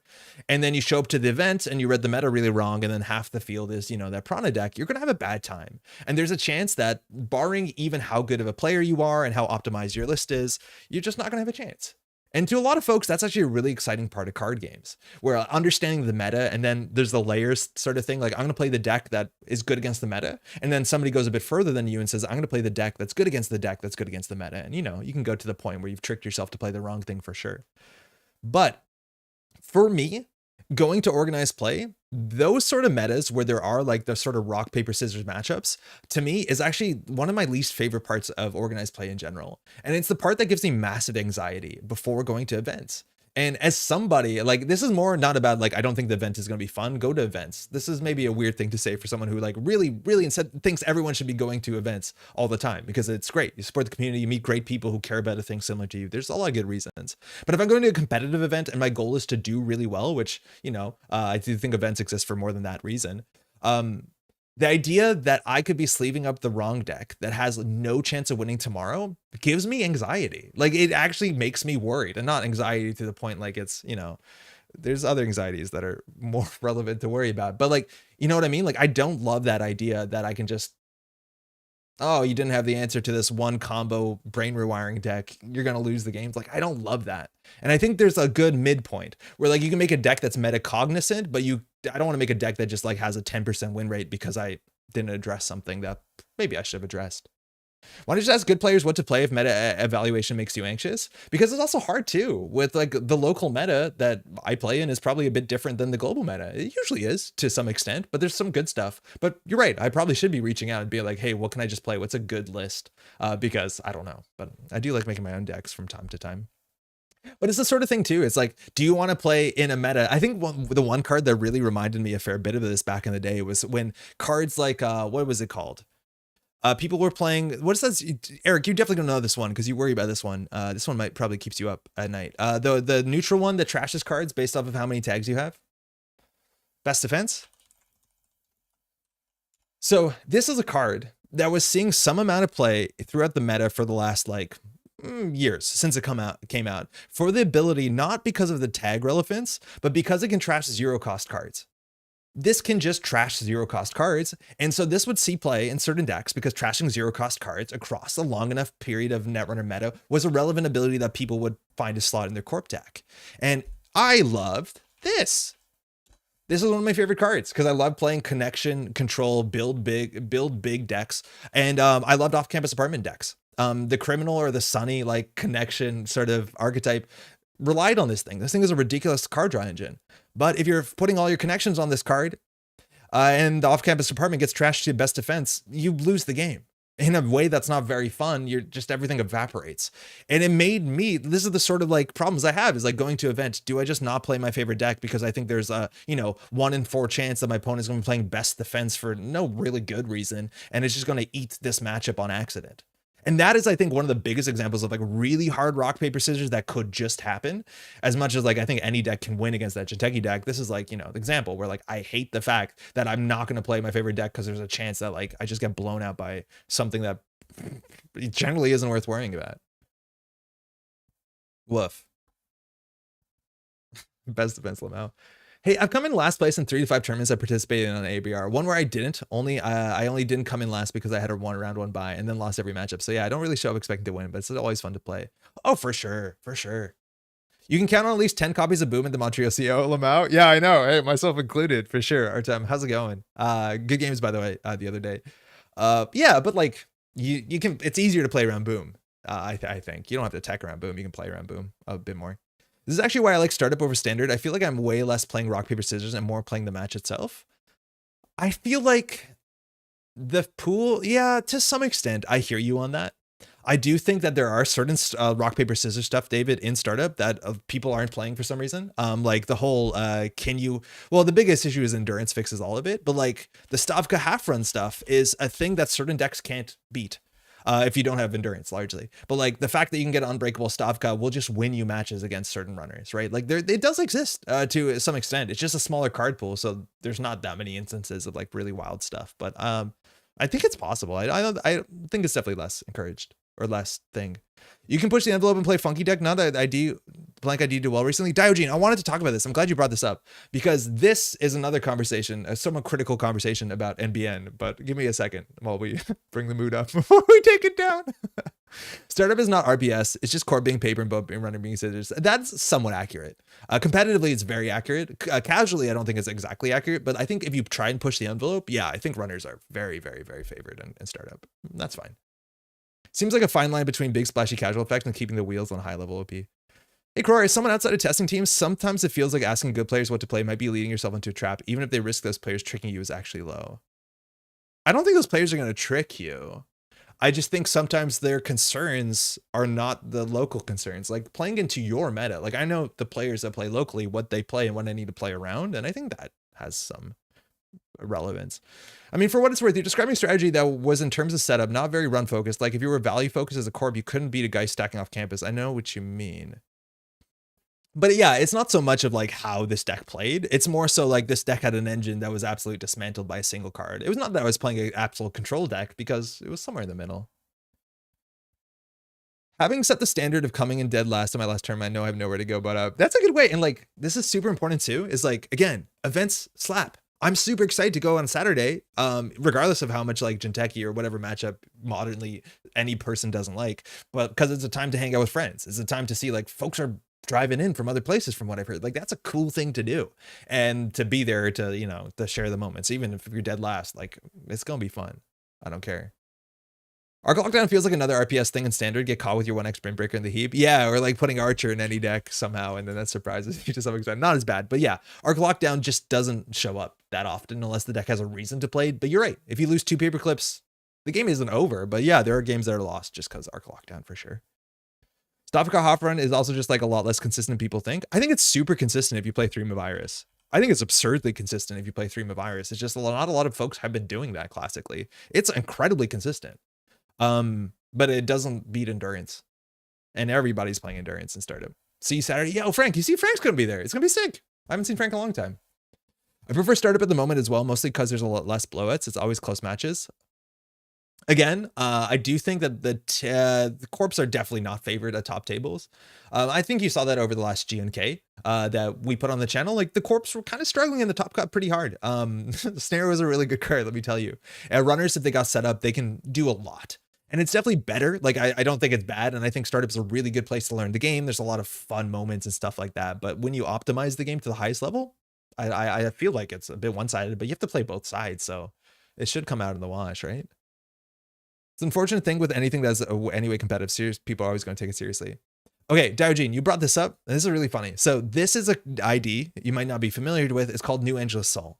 And it's a 45-15. This is rotating in a couple months. And it says, whenever an agenda is scored or stolen, you may play a current from HQ or archives playing its play cost. Now, you might not actually know what the word current is, and it's because that is a card that has been banned in the standard format for a long time.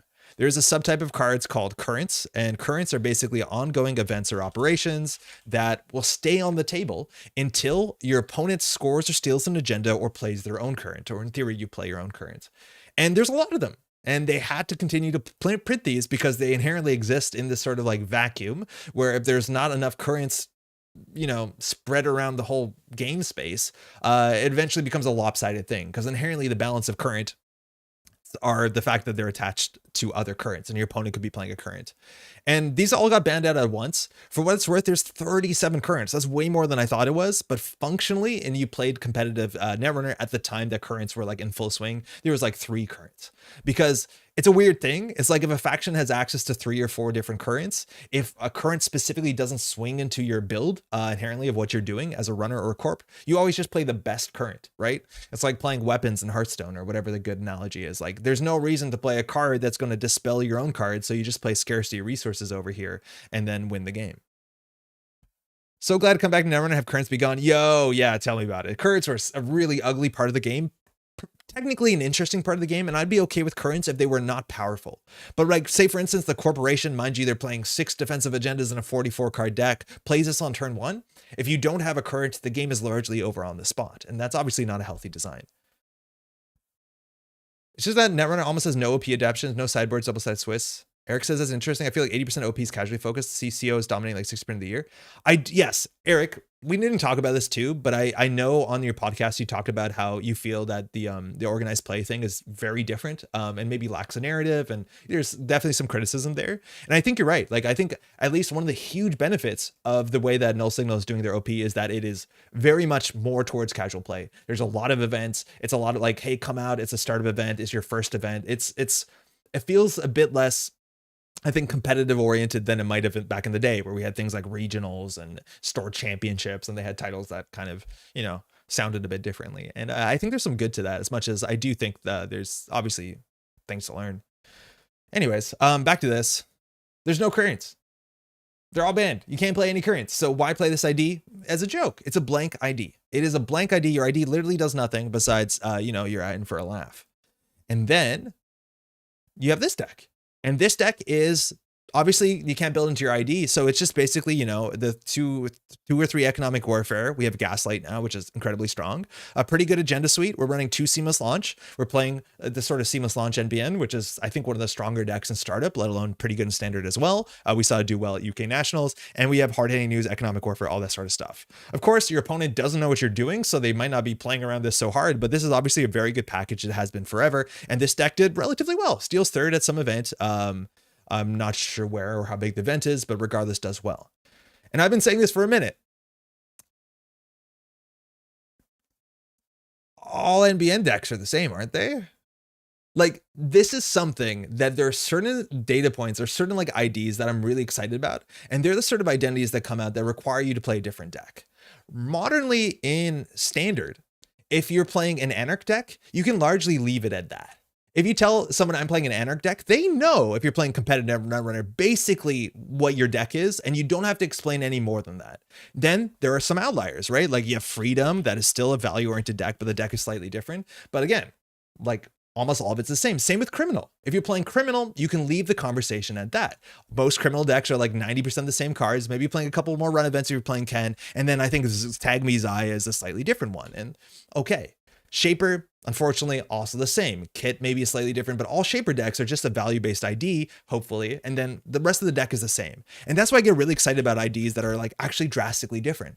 Like Op decks, let alone within Op, are all different. It's a different thing to do. I think Wayland's really good at this. The outfit is actually a different ID. It's running a huge subset of ice that is specific to it. It has its own game plan as much as it overlaps with some Wayland decks. I think these decks are actually different, where I would want to say I'm playing outfit and not I'm playing Wayland.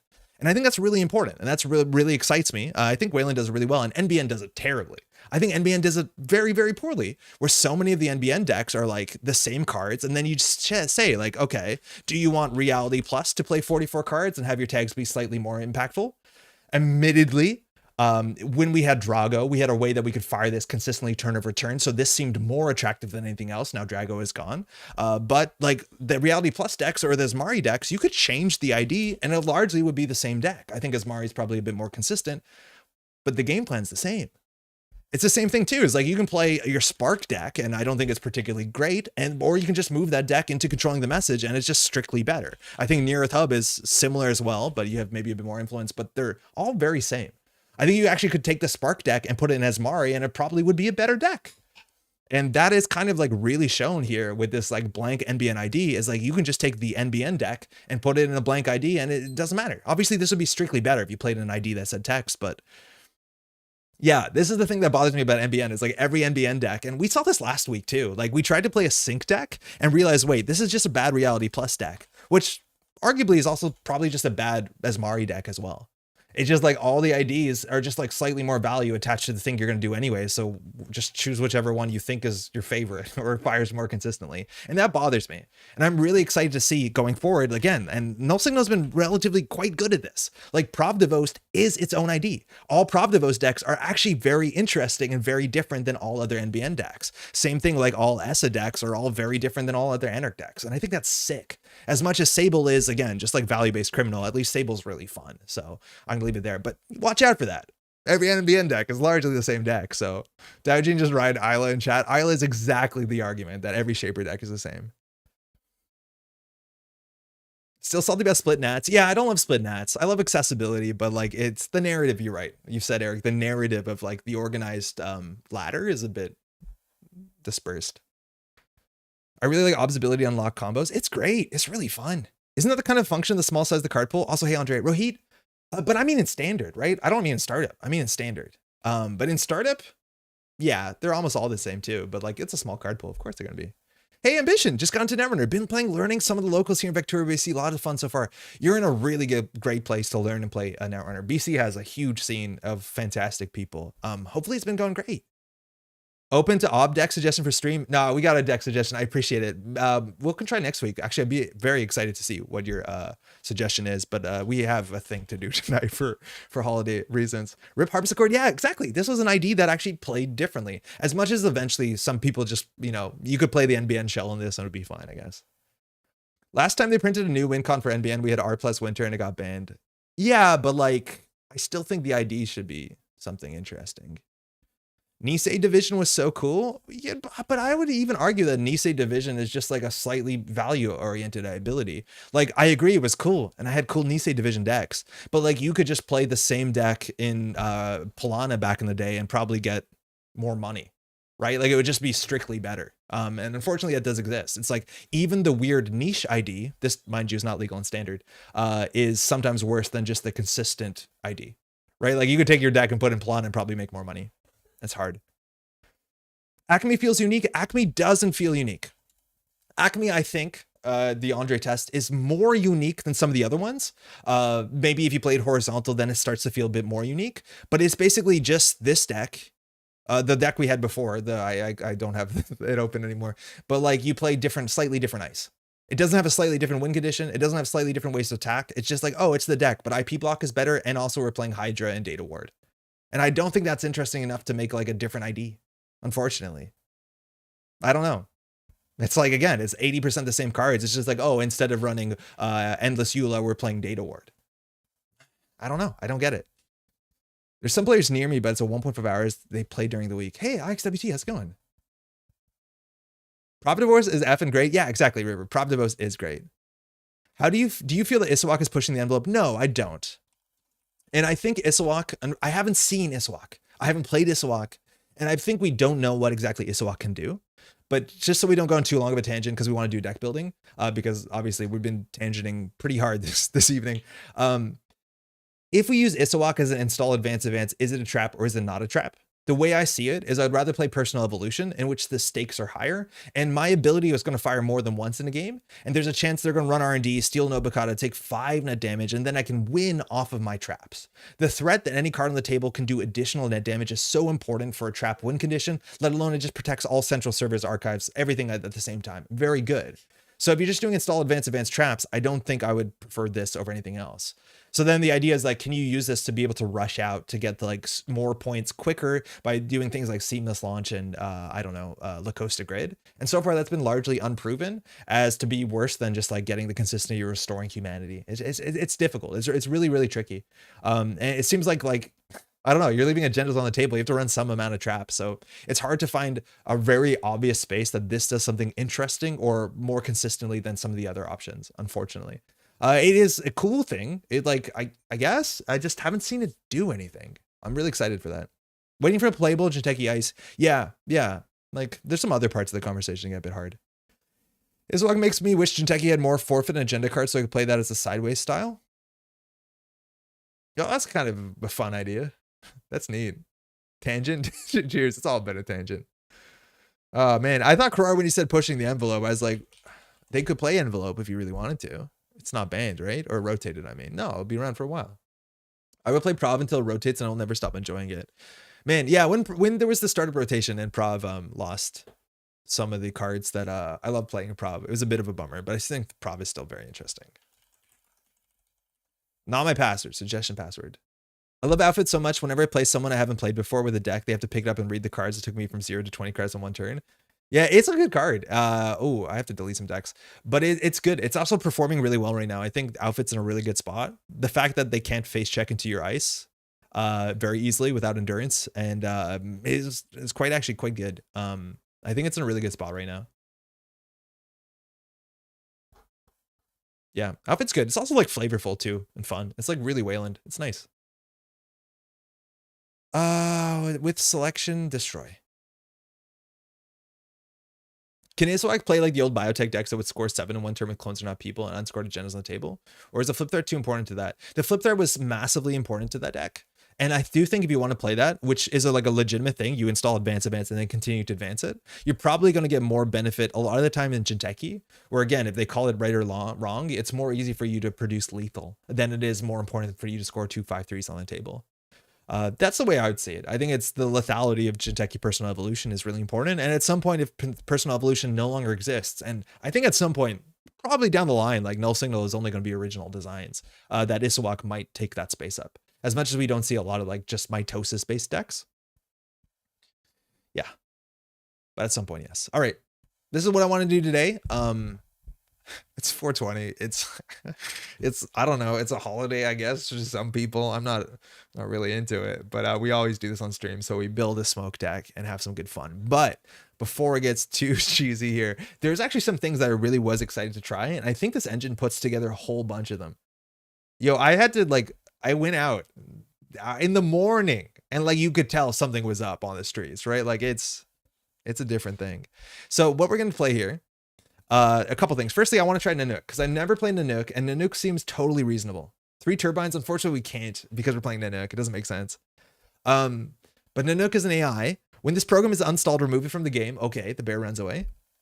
And it says when an agenda is scored or stolen, remove this program from the game. So we can't steal agendas. I think, you know, in the romantic bear image in my head, this part is not there on the text. I always forget that this text is here, is scored. What? Are you kidding me?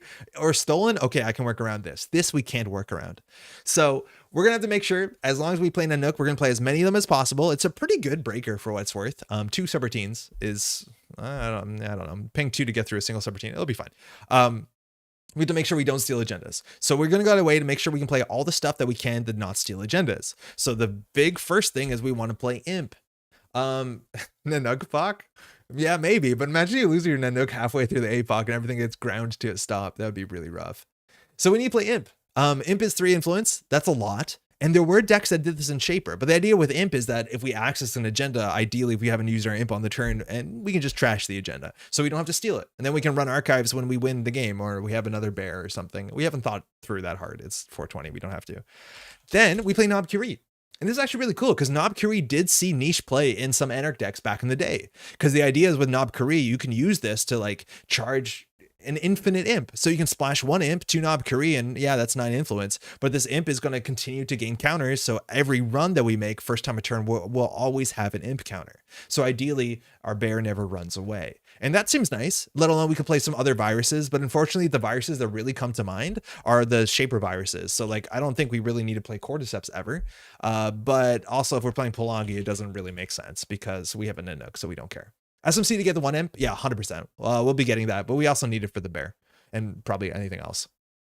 Now, you might be thinking that's still a pretty limited way to win the game, and you're not wrong. So we have to play other stuff to win the game. So Stargate, that's a nice way to threaten R&D without accessing agendas, so we don't have to eat our bear. And then we have 3 influence left. And unironically, barring the very on-theme name, we could probably play Light the Fire. And Light the Fire is a way that we can run the remote server and then, you know, trash the thing, which is pretty good, and allows us to deal with, you know, upgrades and all that other stuff, which we can deal with. So I think this would be good. I'm just upset that we have 1 influence left. I would love to play another Light the Fire if we could and just take the core damage and not care about it. So the question is where we can make more influence if we can. It's kind of hard. I think there is some reason too to consider playing Amakua, which kind of makes sense with this deck because we're going to be running cheaply. Hopefully the Amakua gets good. If they purge out, it doesn't really do anything, and Knob Curie Amakua work really well together. As much as this is all AIs, we have to worry about that.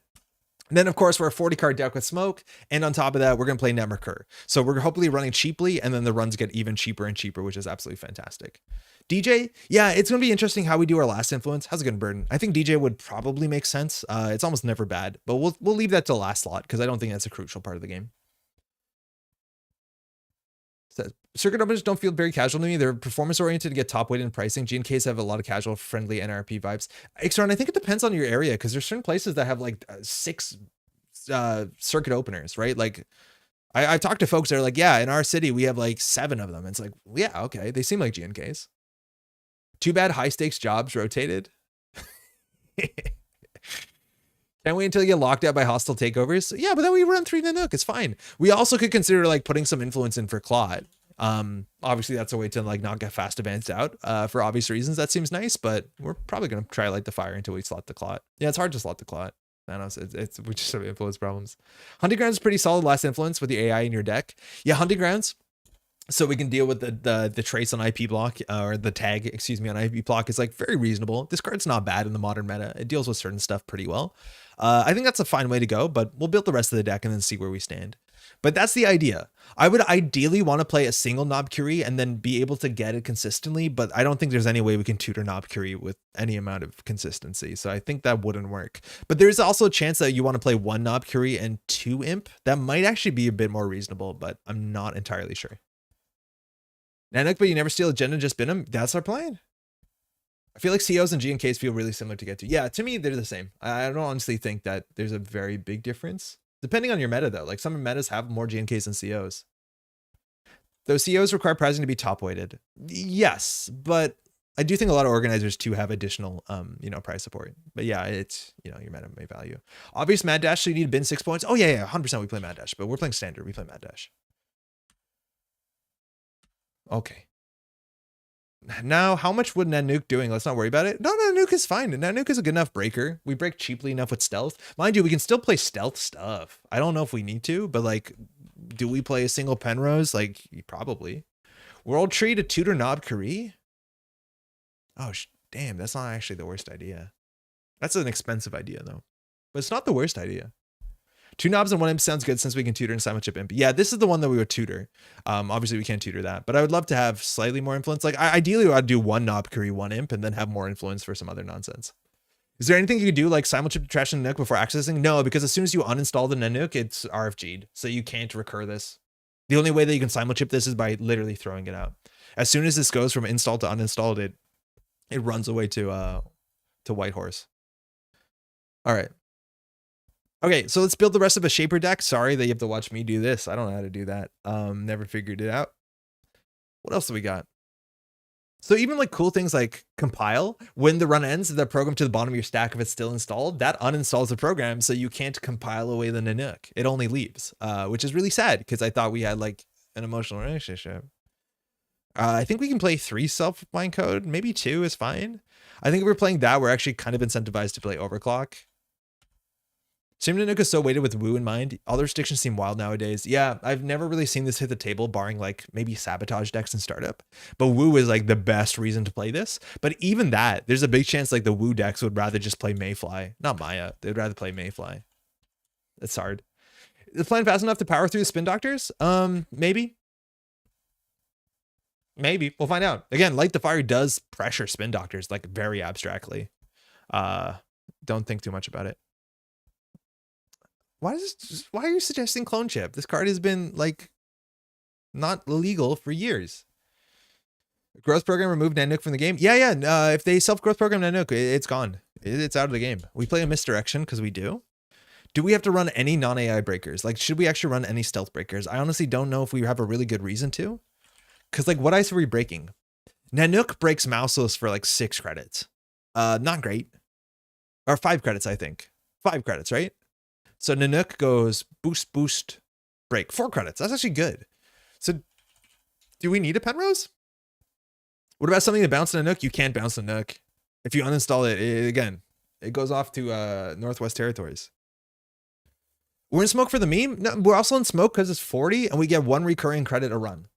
Like, that's actually reasonable. It's not terrible. I think those are both very good things. But like, do you want to play Dow? You could. But the memes help. Oh, hold on. We didn't do this. That's why. Okay, this list is going to get much smaller. Okay, that makes way more sense. Sorry about that. Okay, so what else do we want? Rigging up doesn't really do much in our deck, albeit it's like a career fair. What else do we want? Shaper decks. This seems like all the events we'd want. Sure Gamble, Mad Dash, Creative. We probably want Dirty Laundries. We're running. Deep Dive. It's kind of hard to deep dive with a Nanuq, but you're right. We probably want 1 because we can close the game with it. But like deep dive is difficult because making 3 runs in a single turn risks us losing a Nanuq at some point. Maybe that's why we play 3. Maybe we can't worry too much about that. Hey Helix, Nanuq felt like a banger a few months ago. I've never seen it. Telework? Yeah. All our influence. So like we're gonna play Telework. I don't know if we need more card draw that we have to play what's her name as well. What else can we play here? 1x we can imp the deep dive. Yeah. Daily. Yeah, daily. Maybe 2. We have to stay in faction and in neutral because we're out of money. Simulchip, it can recur imps. Like, it's not the worst. It allows us to imp twice in a turn if we need to. So I think we could probably play 1 or 2, as much as, again, we can't recur the other thing. What's the Shaper Light the Fire? I think it doesn't exist anymore. No, because I can. Run a remote server is successful. Instead of breaching that server, you may force the corp to shuffle all cards and route the server to R&D. Yeah, you're right. This does work with the Nick. Don't want to play this though, but you're right. It is technically a way we can deal with it. Boring answer is Clot. We don't have influence. Yeah, we're influenced out. So like we have to do something else interesting. We got to see how cheaply we can run here. So how do we have enough events to play prepaid? Like probably not. How much of this actually costs money? Very few. Yeah, so it's not. So we just get as much value as we can in here. Huh. So DZ, I don't think we're gonna install a lot of stuff. Dedicated processor, again, all these things that boost strength, which would be very, very important, say non-AI for very good reasons. So if there's a way that we could somehow boost the strength of Nanuq, which maybe is a foolish thing considering the Nanuq does leave you, I don't know, maybe too slow for Cyberdelia.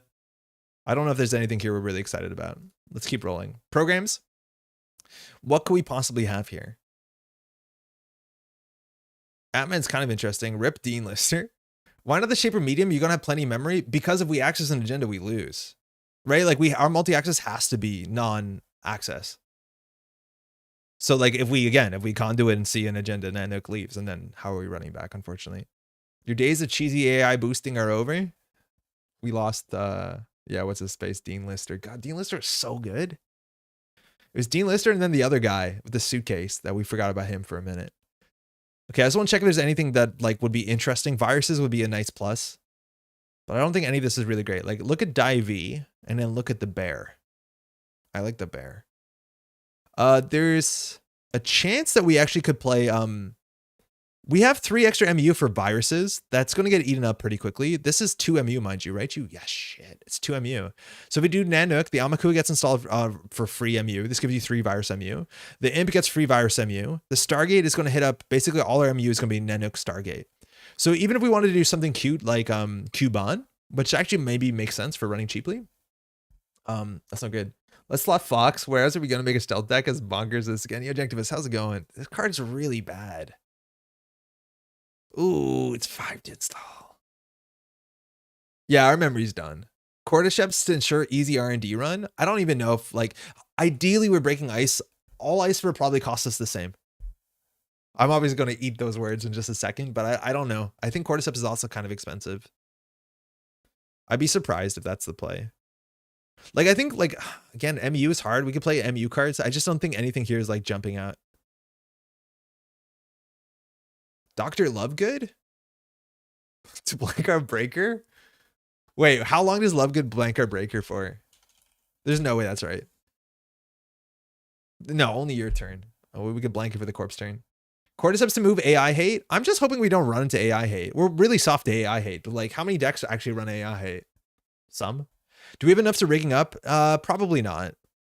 Like most of the stuff we want to install from our deck. And it's like maybe, but probably not. I think, yeah, just more econ and draw. Let's look at the resources. Again, we can only play neutral. So like we can play another Dirty Laundry, but we can play whatever we want here largely. So we're playing a Beth because we do. I think playing a Citadel is probably fine as much as we don't have Link. We're going to try and just like do the cool stuff and then see how much we have to tech backwards. For what it's worth, Tulute does, oh, it says non-AI as well. Not that would have been good. Card draw, we could play that really bad card draw one. Ukasi String. Yeah, not exactly an agenda. Nemriker, Network Exchange, Reclaim. Smartware, honestly, maybe. Psych Mike doesn't really make sense. I think if anything, we maybe do like 2 Stone Ship. Yeah, Stoner Ship Chart Room. It was here the whole time. I think that's fine. Dr. Nuka is technically card draw. Yeah, I think it would be either between Nuka and the Stoner Ship. And I think Stoner Ship is just kind of on brand.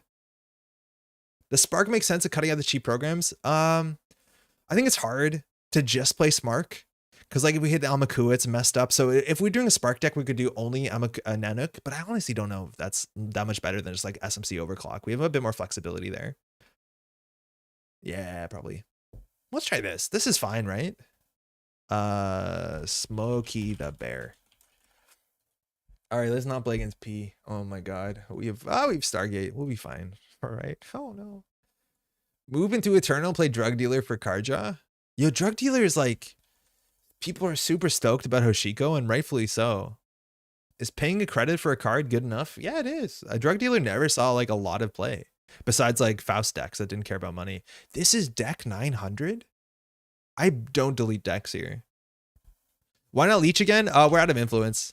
But Leech would be, it's okay. Leech Amaku is good. Leech with the Bear is like mediocre because it only saves a credit. Amaku is really important, but problem is, yeah, influence is gone. But I like Leech more than I think I do. Oh, it's L, right? Yeah. I think Leech is quite cool. Drug Dealer's my gas and my Comet Steve deck, pre-Swift. Yeah, trading a card for a credit. It's like, it's reasonable.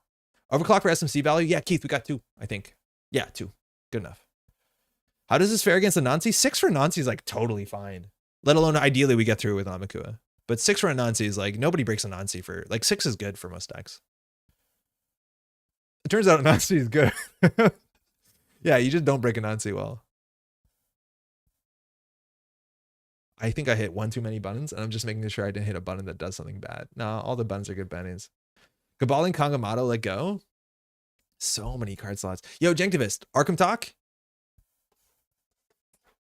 This thing only play part 1. It is the coolest thing. Oh my God, is it so cool. Easily the best part of TSK by, oh, I thought it was P for a second. Okay, 2 stones, 2 stoners, 1 bird. Thanks, you too. We're going to see what Isawa can do. Haven't gotten to play it yet. It just came out last week if you didn't get a Gen Con. It is so good. Arkham Talk. I finished my 5th run of TSK. I don't have great things to say still, but that is good. That is really good. And it's integrated into the narrative in like a way that seems like obviously they knew what they were doing. I'm going to keep this, but like it's very integrated. Even parts of it show up if you don't own it, which I was very surprised. Yeah, it's really, really quite good. I don't think I've seen every ending so far. I think we're on track to see like the secret scenario. I got really rested. Oh yeah, for Arkham Knights. That's true. We didn't have Arkham Knights around here. All right, y'all.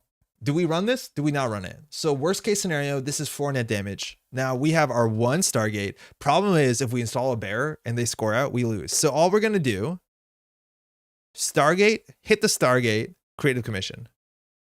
It's easy.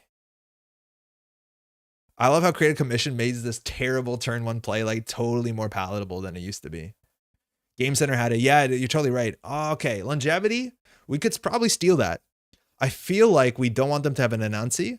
We could run back.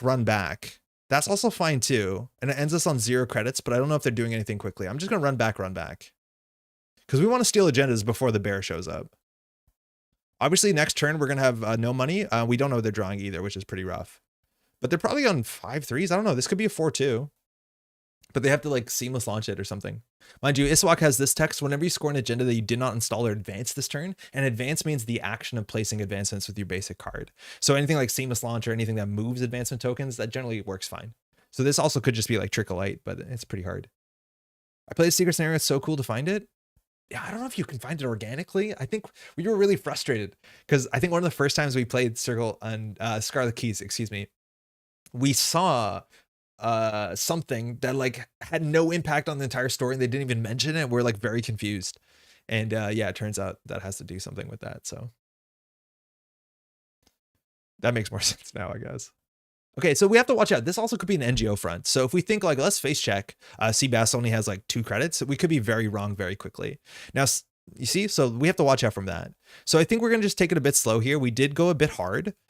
So we can just draw up a bit. That's a useless card on this matchup, but that's fine. We can draw once more credit and then just play that. And we'll go from there. Don't forget success. Yeah, you're right. And I honestly have no idea if that was intentional or not. And I'm pretty sure it probably wasn't, considering when it came out. Okay, so we have to assume that is, again, going to be something big, and that's an NGO front. Otherwise, pushing behind a single ice on these credit thresholds does not make a lot of sense. So again, if we install Nanuq for 5, it's pretty expensive. I'm just going to send it here and hope that they end up spending more money than us. Again, worst case scenario, NGO front into a Nancy. And that's okay. All right. Well, hey, we did it first click. Fairchild 3. That's good. That's a lot of their money. And now we can click through this thing. So why do you need a bear? Mind you, this thing's actually really expensive with bear. 6 credits. Would you ever do an Arkham stream? Yeah, we're actually going to start an Arkham channel. Biovault, Spin Doctor, Spin Doctor. This is a Glacier deck. Like, I don't think this is the angle I would take Iswak. I'm very excited to see how this would works out. But like, they're actually installed advancing stuff that like is defensive as opposed to be like offensive. We haven't seen any traps so far. What trash has been there? Yeah, we did an Arkham video on April Fools with Yusengrin. Oh, that's a good draw. You can check that out. It's on the channel. And then we're gonna start a channel. We're gonna start a new channel soon. I actually got the ID, like the channel name. I was working on some art for a logo. Unfortunately, the artist I was working with, how we had to like, it fell through, unfortunately, which is a bummer. So I'm looking to get some art done for that. It was good. I will watch. Let me some Arkham. Hey, glad to hear. Rashida means brand new Stargate cards if you want to click their FC again next turn. I'm pretty sure we'll see a second ice there. I don't think we can afford to win the game just Rashiding through this over and over again. I feel like we have some pretty good incentives to run HQ. That being said, like I don't see a better way for us to get through this Fairchild without like SMC into what's it called? Into Amakua, which I think would actually be relatively fine. So I'm gonna draw up once. My turn here, we got a planner turn. So I'm gonna draw up once. Ideally, we top deck a Sure Gamble. We play it, we run HQ, we play down daily cast. Okay, that changes the turn a bit, though. I think we can just take a turn off, and then well, next turn we can SMC. Even overclock HQ as long as we have enough cards in hand. Double Rashida, messed up. And then get some accesses. That's the second Rashida. They have a Spin Doctor in hand, which is probably server 3, so I do think we have to run archives to get a shuffle. Because we have to watch out for, I guess, Regenesis, stuff like that. But yeah, we do know that they have a Spin Doctor, and they have probably 3 agendas in hand, considering they just went through, what is it, 20 cards? They did shuffle back though. Metropole Gore. I'm still not the top. If you start writing Metropole into YouTube, I think other channels come up before because, well, it's a word in non-English language. So we'll get there one day. We're not even the biggest Metropole. Feels bad. All right, we haven't been running the table, so I have some good incentives to check the table. Again, I think server 3 is a spin doctor. I don't know what server 4 is. Probably another Rashida. Which brought Hamlet. We are currently setting up a TFA run. I'm going to play Mandy so I can finally taste the top tier power. So they eroded. I don't know if you're playing Taboo, but Mandy now has to play a 50 card deck, so she's nowhere near as consistent as she used to be. But she's really fun. And TFA, I think, is such a fun. It's one of my favorite scenarios. If you can even just play the new discovery rules for the exploration deck, I think that has a huge impact on the game. Regolith. So far we've only seen big ice. We can afford this. So like, what are we worried that this is? I don't even know. I think we should run HQ here. Otherwise we should run archives. Let's put this down and run archives. And then last click, we can hit the telework. We are, but listen, she's still so strong. I haven't played her since, but I haven't played a lot of Mandy. Shadow over Metropole. Am I missing the channel? Don't see Arkham on April 1st on the Metropole Grid YouTube channel. It looks like a deck dive for Netrunner. Whoa, okay, so it's just big eyes. I thought I had to click left. It looks like a normal deck dive. It's called Snake Charmer. If you search Snake Charmer in the video, you'll find it. Return to TFA improves it so much. Yeah, return to TFA is sick. Okay, so they didn't get their ability, but they got a Nisei. So this is just Glacier again. I don't know if their ability is going to be relevant. I think that's a Spin Doctor. I think we need to go HQ. So if we want to do SMC Overclock, we're going to draw once to make sure we don't die to Snare. Okay, now we have some good incentives to play that first. Nah. So we go HQ. We use this. We could get an Imp. We just want to get an Amakua because unfortunately the bear seems to be the worst part of the bear deck right now. Hybrid, we'll steal that. Okay, good thing you don't get the bear down. We can run once more. I do think that's a Spin Doctor. I think we're just going to hit the money button. And then next turn, we can start charging up. Oh, you found it? Okay, perfect. It was meant to look like a Netrunner video. Yeah, it was a Spin Doctor. Okay. So hopefully here they have another piece of ice. Again, if they res one ice, they're in a bad spot. We do want to get the Nanuq down. So if we face check into a Nancy, we can get through it. And again, we could always just click through this, but it's pretty bad when we thought there was a Spin Doctor in the table. So we're assuming they're on 5-3s. Maybe they're just on Seamless and 4-2s. Hedge Fund, 15 credits. Okay. So they just need a virus and archives to really put us off. All right. I think we just do click this. I don't think it matters. There's a change to the TFA discovery mechanic. Yes. The deck now in Return to starts with no encounter cards in it. And then every time you successfully discover it, adds encounter cards. So it gets harder the longer the game goes, and you always can discover successfully in the early game. So it stops you getting like absolutely dogpiled in the early game. I think it's a much better system. Yeah, we need money. We'll check archives. Maybe we get a shuffle, but I doubt it. It's like leagues better. Yeah, there you go. Shuffle's good. So agenda and a Spin Doctor. So this is going to get an Amaku counter. We want to get this up to 5 before we face check. So here we could spend 3 more clicks checking that. I feel like we should probably just put the Nanuq down and run server 2 and just lose the Nanuq. Depths of Yoth is probably my top 5. Depths of Yoth is great. Okay, we want an Imp or a Nobkuri. Okay. So we can get the Nanuq down, but we don't want to do that if they score out. So I think that'll be next turn. So let's just try and hoard as much money as we can. And then we can like Nanuq into even Stargate maybe. We do have to watch out. Obviously, they have a Nisei Mark II. But so far we have 2 and 24 for our ability. Our ability hasn't fired yet. So we want to draw into Netrunner. We obviously want to draw into any of our virus stuff. Even a Nobkuri means we charge the Amakua a fair bit faster. And this looks like a Biovault or a Nanoetic server 2. So we should challenge that sooner than there's an agenda in it, if anything. As long as we can afford to. Okay, so that's probably an agenda in it. Advance, I think we're going to make the call there. So we'll get the Nanuq down. We have 21 credits. Insufficient MU. Okay, we'll find a Nobkuri. Damn. Oh, that really is rough. We have a Simulchip, though. The thing is, like, this actually works really poorly with Simulchip because this never is trashed. And I think Simulchip requires something to be trashed, right? Thinking. I see. Okay, well, we'll commit to the bear. So we could overclock. I'm going to overclock on the run back so they have less information. So if they end up popping the Nisei Mark II, we can surprise them because there's usually a calculation here. Like we can't afford to run back. All right, 6 for Fairchild. Fine. Oh, 5 for Fairchild. Sick. We haven't seen any traps yet, but this easily could be an NGO front. They don't have a lot of money. The bear ate the turtle. All right, well, we're just going to go back.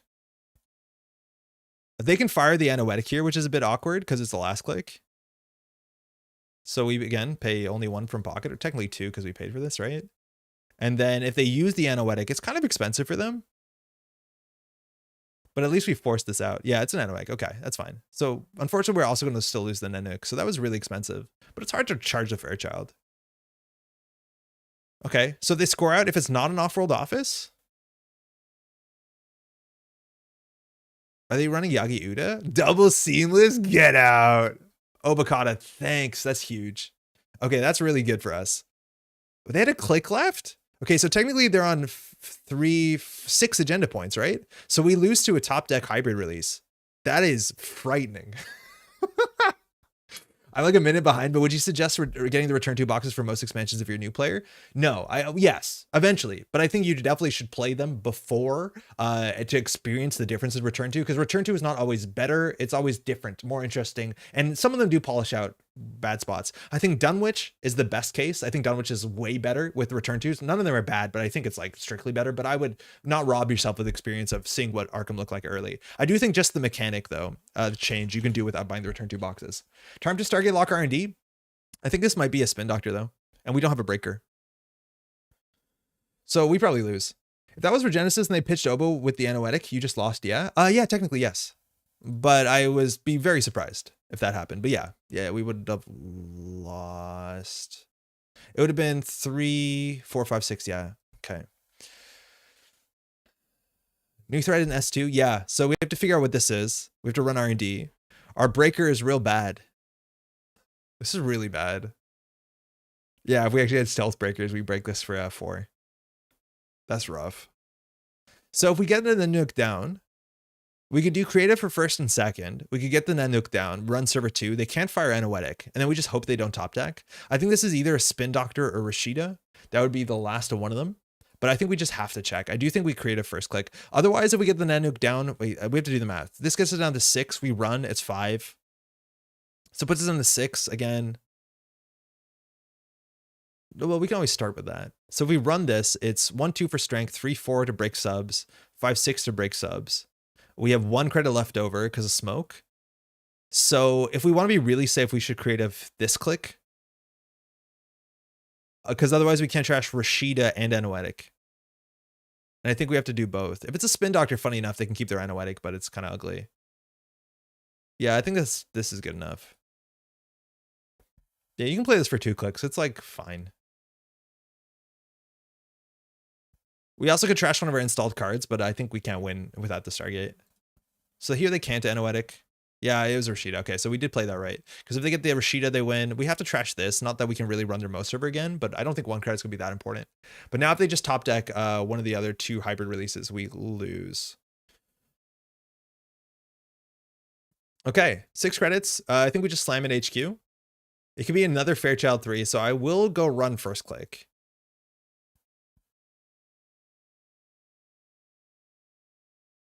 Anoetic, we're going to trash that just so we can see new cards. This does seem like an Nivik or a Nancy. Enigma, okay. So we can run back for another card in hand. We probably should have got the Imp down first. This is a click for 2 cards. Let's hit a Dirty Laundry. Ooh, that's bad. We can pretend we have Clot, but then our MU is messed up. Let's just go back for another single axis. Enigma shit.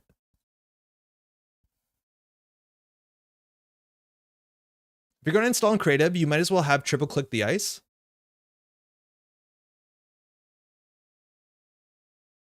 Oh yeah, you're probably right, huh? Yeah, it does seem bad. All right, this can't be good. So that easily could be it. If that's any agenda, it's a bad spot. Well, no, if it's a 4-2, it's fine. And I don't think they're playing 3-2, so I don't think we run that. So I think we have to contest HQ. Maybe it's a Spin Doctor. I think we just have to get as many axes as we can. Ah, oh, man, MU. Stop it. This is a nightmare. What are we doing? If we're running HQ, we can see an axis. If it's a 2-1, would they put in their remote server? Almost definitely, because it's much safer there than it is in HQ, largely. We know they have an Enigma, which they could have put in here. So like draw again. They could have drawn the Jindal last click.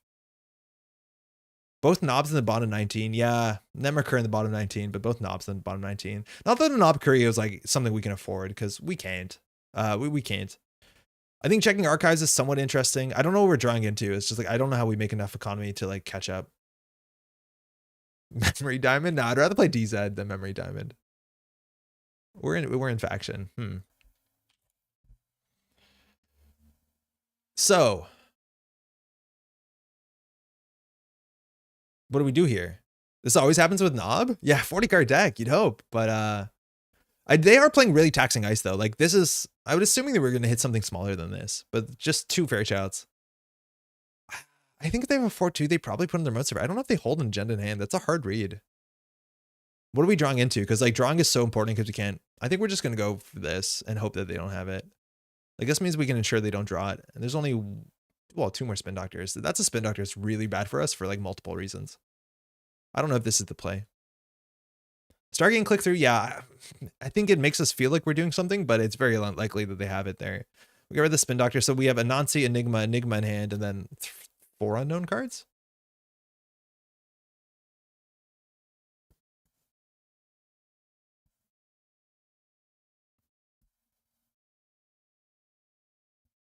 Yeah.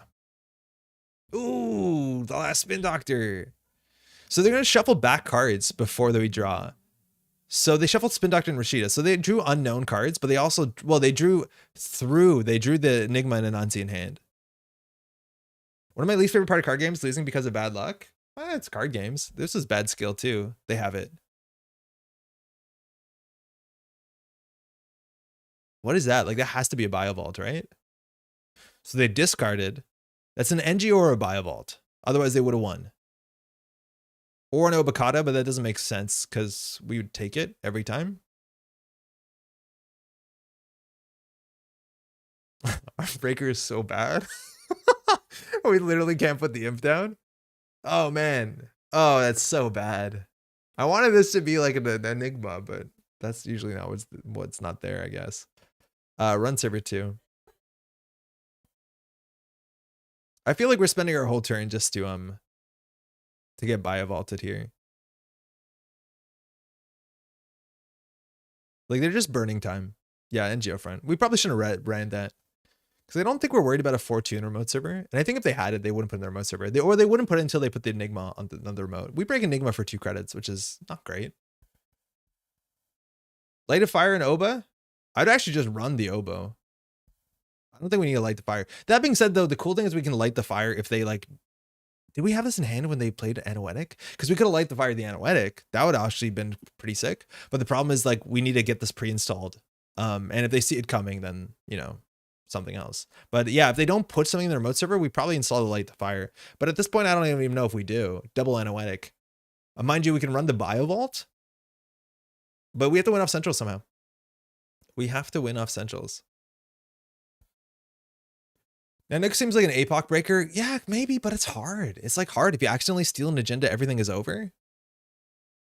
And I feel like Ngolo is just better. Like Ngolo does a similar idea, but is less bad. All right, we have a turn. I don't know if they have it. They have 13 credits, so we can't afford to face check. Our economy's bad. None of this feels good. Ooh, what a taunt of a top deck. We can't afford to install that, can we? There's just so many top decks we lose to. Is Nanuq pulling its weight yet? No, it's terrible. It's really bad. All parts of it are really bad. Admittedly, we've only had to break 1 ice in the whole game, and it's going to be a taxing one no matter how you slice it, but like Stealth deals with this way better. And we've had to install 2 Nanuqs, let's not forget that, and it's taking up 2 MU, so I'm just going to hope there's more of a game. And like, I would love to be able to play the SMC here to be like, haha, you can't threaten, we have Claude, like they can't score the hybrid release from hand, which is how we lose. But I do think they can just build a remote server and we lose to that. I think there's a big chance they're just going to like try and draw into the 2-1.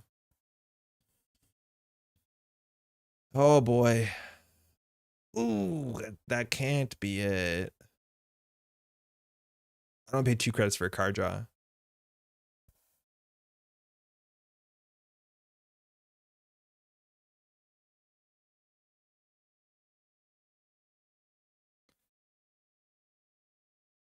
Let's give us the ability to draw into a creative. Sick.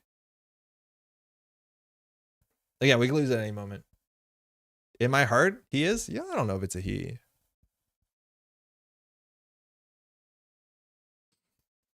It's just bear. 6 cards.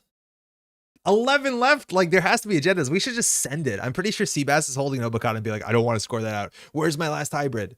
And like right now, we should capitalize on that. So next turn, trash the Stargate, install an imp, slam HQ twice, win. Oh my, they don't have it. 10 cards left in R&D.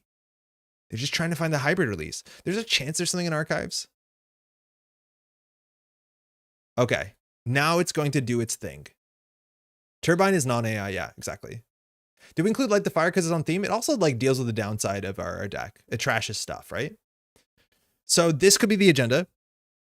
I think it's probably not. And we're just going to run HQ and then trash the Seamless from hand. Is 5 credits enough? How much does it cost to break a Nancy? 6. Solved it. Tragic bear moments? It's going to be bad. It's not good. We need to hit a Seamless here or we can lose. Well, obviously, if we steal the agenda, we probably steal it. See where they res. We can't steal Obokata, but that's the benefit here. Oh, it's a Vampire Nasa. I think actually that's pretty good. 5. Okay. Ooh, 4. I forgot about that. We clicked for credit. We had smoke. Shit. Our money hasn't been relevant yet. Yes. Okay. So they can't score out in the remote server. That was the Seamless that I'm pretty sure they're trying to win off of. So here, again, it's really expensive to go back. Can't steal Obo. I know, but we imp it. We imp it. So we have 7 credits. So we can run through this. Again, it's 2, 4, 5. And we'll probably lose our Nanuq. So if that's the case, we can't run this click because then we can't steal Obo. So we'll drop and force them to advance this out. Again, it could just be the 2-1, or they could just top the 2-1 here too. 8 cards left. Server 2 also might be a spin doctor for archives. And I think there's a chance that we just install this and see what he does. And if he like uses it. Oh, okay, now we run it. Now we run it.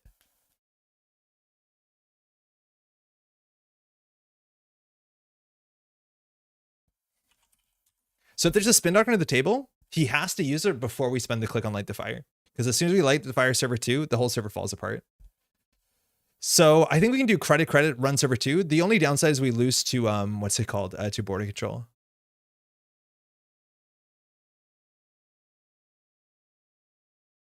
How much does it cost to break this? Again, we could trash our daily cast at 2 credits regardless. That doesn't really change the math. Oh, it does. So that's 2, 3, 4. That gives us 5 credits to break this ice. A Nancy is 6. Let's hedge around border control. Oh, hold on. Wait. This is the button. You have to hit this button. Whew. How many points could be in the bin? 2, maybe 3. I don't know. Yeah, we have to light the fire that. Oh, it's an enemy. That's fine. We imagine we died to our own light the fire.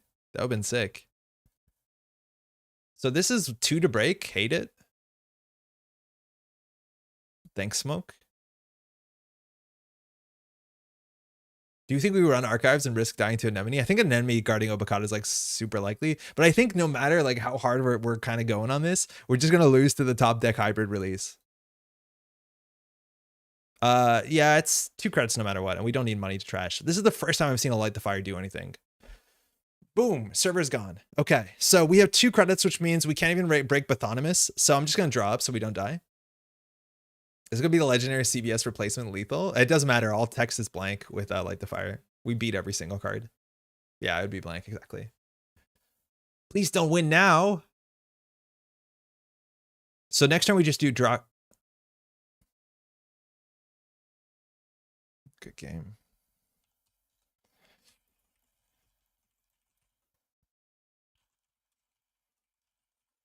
All right. So was this ability relevant?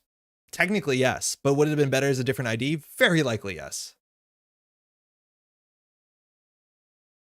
right? Like I do think any other ability would have done more. We did lose our Nanuq though, but again, that's one of the beauties of Nanuq. Nanuq will never see you lose the game. It's almost impossible, besides flatlines, actually. That happens a fair bit. But yeah, I don't think there's anything in there. All right, that was terrible. That was really genuinely quite bad. We didn't get our Knob Kuri down, but like, could we have even afforded to play the Knob Kuri? No. Heavens, no. Pivot time? No, we tried again. Didn't even use. Hey, thanks. You too.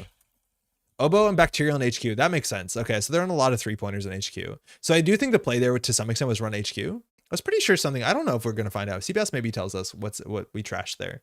But yeah, running HQ last click there was probably reasonable as much as we didn't have the money. This would have flatlined us, which sucks. So we can't do that. More econ? Let's look at the list. I think that's kind of hard to do. Nanuq doesn't RFG until after you lose, actually. Whoa, I don't actually know the timing. No, because they score an agenda. Oh, but their trigger happens first, I guess, and their triggers win the game. Good work, Bear. Good work. How do you add more money to this? Like, it just inherently we're spending a lot of time installing really expensive stuff. Like, do we just play rigging up? Was Lacoste and Regolith in archives? Oh, that's what we light the fired? See, basket game. That's the worst light the fire in the history. All right, we'll get rid of the simul chip because it doesn't actually make sense. We'll get rid of misdirection because, like, we're not consistent. We'll play daily cast. What else is money? Watches you lose, then leaves. Yeah, I don't know that guy. Yeah, never met him before. I was just here anyways. Like, kind of. Let's go Carnivore and Spark. What? That doesn't do anything. Carnivore? How? Spark, I think yeah, it would be entirely different deck, and I don't think Spark Nanuq actually makes a lot of sense. How do you add more money to this deck? Right, like I feel like all the money that you're adding to this deck is either influence, like because it's like fermenter. Into the Depths. Oh, Into the Depths is actually nice. That's like an aggressive card that kind of like slots into what we want to do a bit. It also allows us to grab our imp. I think Into the Depths is actually a slapper of a card. That's a really good suggestion. Demolisher, if we're gonna sell them used cards, Demolisher is so bad. I don't even know how much influence Demolisher is, but the biggest issue with Demolisher, well, it doesn't do what Nanuq does. 2 influence. Yeah, that's not good though. Yeah, Into the Depths is kind of cool. We did Demolish a month or 2 ago and it was bad. Yeah, no, it's not good. Like, Carnivore is cool because it allows you to do something that inherently you can't do. Demolisher is just a bad econ card. Like, compare the money you get from Demolisher to like just playing a scrubber, let alone like playing a second imp, let alone playing Keiko. Like, it doesn't make a lot of sense, unfortunately. Pantograph would help here, no? Well, we have to play Knob Kuri. I don't actually know Pantograph would help that much. Because like our MU is a problem. And this gives us 3 MU. You have drop problems? Cody, how's it going? I think we do have drop problems, but like, I guess maybe we cut the 2. I'm hoping if we have better draw, we can play rigging up. Not that we have things that work with her really well, but abstractly. I feel like maybe we could play rigging up if we, instead of Stone Ship, we play, what's her name? Nuka. Vrolik. 41 cards though. That's not a good look. Do we DD? I don't think we DD. I think it's hard to Nanuq DD. That I'd be okay cutting this. I do think though it's an easy way to be like, oh, last point, let's just like end it. You can't rigging up a doctor? No, but we use her so that you always have 2 things in hand that we can rigging up. But yeah, you can't rigging her up. Can you? No, program hardware. Just thinking about it. Does it say non-connection? This seems better. We took out the cards that are like, you know, it should be 42 cards. We just want to draw into a Knob Kuri. I don't think we can taunt ourselves any further than that. Like, cut light the fire and play the classic smoke card Peace in our time. Honestly, probably not the worst. I do think that's a huge economy card for the deck. Or even like Falsified is kind of reasonable with Mad Dash and just you let your bear go.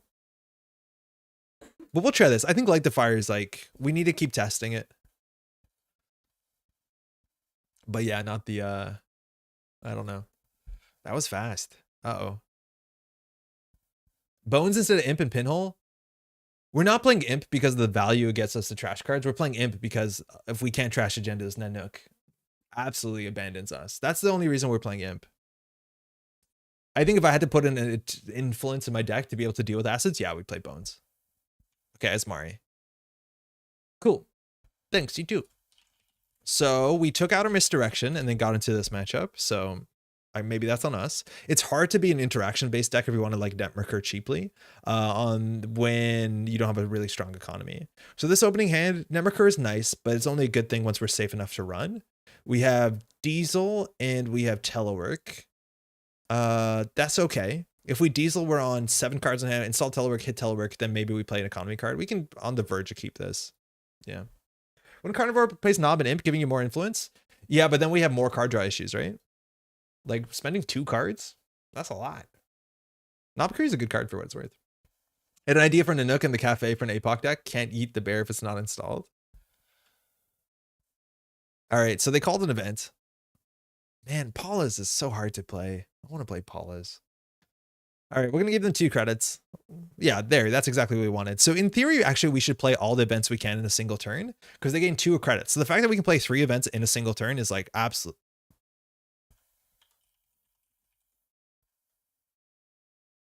So the fact that you can play 3 events in a single turn is like absolutely sick. Because normally they crowd up in hand and you wait for that. Starting with Imp is pretty fire. I think you can't interact on that few credits. It's like really, really quite difficult too. We're at the point now that once we get an Nanuq and Imp, like we're actually remote camping as much as they're going to put a lot of nonsense in the remote server. Like you don't expect an agenda soon. You expect like a, what's it called soon? A Rashida or a Spin Doctor or a Gaslight. And it's hard to make that call. All right. I do think we would want to consider running. Unfortunately, it's going to cost us 6 credits for the privilege. They're just going to name event again. Asmari is not as exciting as you think it was. Which is a bit unfortunate. And it's also, oh, nice. It's really unfortunate that Asmari actually incentivizes you to stay on event as long as possible. Because that's one of the big things against this deck is like, it's so easy for someone to be like, okay, I said event for 3 turns and it didn't work. So I'm going to say program because they're about to contest the remote server. But then they have all their events in hand because you've been naming event for the last 3 turns and they just jam all the events out. Like the design of this card is not anywhere near as interesting as I think it might have been intended to, because the right play almost 95% of the time is just to say the same thing. And changing is actually one of the worst things you can do to yourself. All right, last click, we're installing something. Netrunner is a bit expensive, but it's definitely a credit per run, which is great. Asmari should absolutely say you can't name the same thing. Yes, then it would be interesting, but way, way worse. But yeah, I agree. This would be interesting if it was different. Oh, Corden. Oh, Corden. So this might be like the UK list. Funny thing about Corden, it's actually really hard to light the fire of this hand. They named program, you see? And this is where we start playing all the events. So this means this can be a crypto crash. It could be in theory a Bologna, or it could be something else. Steve would have been an interesting idea if it said gets bored down. Steve also would have been way more interesting if it said 2 different cards, or differently named cards for obvious reasons. Imp, and you ignore Corden? Oh, Imp is good too.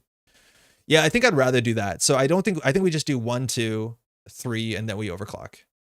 Yeah, and actually we need to make sure that we have a click left to clear a tag in theory. Imagine getting an Imp when you play Corden against a smoke deck and feeling really upset about it. Is 8 credits enough to run the remote server with Nanuq? Almost definitely. Light the fire. Now we're going to Imp it. It's really good. We have a click left. So this is a credit. Place on Netrunner. We'll break both. I don't think we need to use this credit. Technically, it's all the same for us. Like, we don't use stealth credits, so we can just use Netrunner whenever we want. So they pop the border control here. It's, I think, quite bad for them. So they just let us Imp this. And then if they have a Spin Doctor, it's quite bad. Yeah, Imp is much better here. Yeah, imagine, you're right. Now we can't light the fire of their remote server anymore. It's an off-roll, pay 6 to steal, and lose your bear friend? How is that even an option? Okay, so we'd have to remember that we're going to have to lose our bear friend in the next turn because we have to pick up an off-world office. Hedge fund, they have 13. Let's see if they have the hard-hitting news. We unfortunately cut the misdirection. Not that we could get it with this hand, but they don't know that. Oh, it's there. All right. Whoops, we ran. Okay, we ran. I guess that's on us. Okay. How do we get out of this? So we just clear all the tags. That's fine. One hard hitting news down. Off-world off is still in the bin. They spent a lot of money on that. And we have econ. They've played 2 hedge funds. We'll be fine. We also don't play an event if we're clearing all the tags, so take that. Okay, we have to come back. We have some options here. Icing up archives. They don't have a spin doctor immediately. They're a 44 card deck, mind you. And here now we have the time to set up. If they jammed the remote server, that's the worst case for us. So glad we didn't get there. Named event. Fantastic. All right. MU issue. Let's draw for economy. Okay. Fantastic. Technically we should have drawn before because we could have drawn a creative. We'd rather creative. So that's bad ordering. Not believing hard the cards, the top decking misdirection. We cut it from the deck. We can't. We did cut it for more slots. Oh my god, is that a spin doctor? It's a spin doctor. So we can just install Light the Fire and they will crack their own spin doctor. That's one of the cool things about this card. Unless it's 2 spin doctors. Named event. Okay, we'll draw once. Okay, I'm going to install this. I'm going to say action. Because if they don't do something, we spend a click to run the spin doctor and we obliterate it. Shit, I've never seen this happen.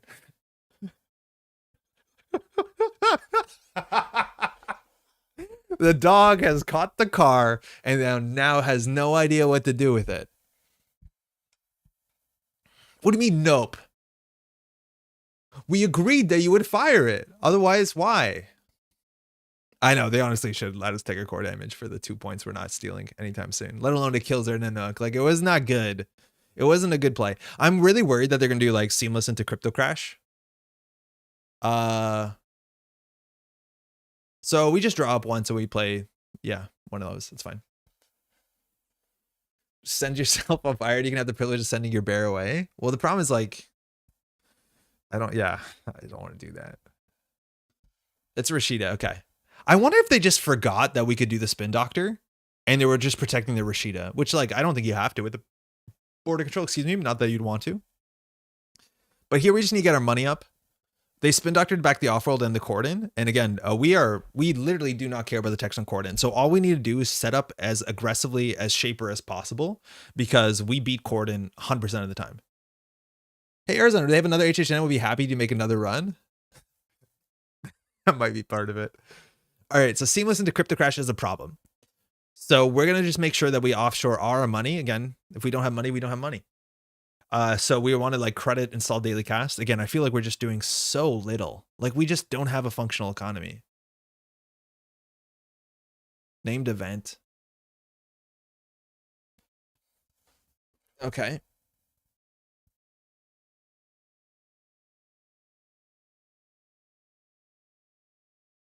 Well, at some point we'll be okay to run, I think. So this is very likely to be a EULA or a toll booth. I think that's the highest range ice that this sort of UK Nats deck was playing. Yeah. So what could we do here? They named event. So we could run R&D. You could get through this ice potentially. We have 7 credits to run with again, but that's gonna be a problem. Sure gamble top of stack, hard the cards. I don't even know if we want to sure gamble though. If we sure gamble, we sure gamble overclock. It's not very good to do on this remote server. This probably is an agenda. I don't think the deck is running NGO front, but, like, I think I'd be okay with them resing a toll booth here. Let's draw once. Okay, that's a bit trickier to do. But here we can overclock the remote server, and then if they really pop, we can overclock again. I think that's probably in the realm of okay, but we might suffer another hard A news. The cool thing about crypto crash is, like, it actually forces you to be this sort of aggressive because it's one of the few agendas that if you let them have it, it's, like, way worse than anything else. Like, I'm terrified of crypto crash. Yeah, okay, it is a toll booth. So we lose 3. That's fine. We actually can lose these credits? What? Oh, must pay. It's not lose. That's why. Okay. So we have to do the math here. So this we break for 4. This we break for 2. So that's 6. So we have enough money. So they might have to pop the border control. Let's see if it goes through on it. At this point, and then we can always go back with potentially with the other overclock, which I think would be kind of cool. So 1, 2, 3. Place 1 on Netrunner. Now we want to keep this one on Netrunner because in theory, the first time next run, it's another free credit. So we want to actually make sure we have money on this. I was wrong last time.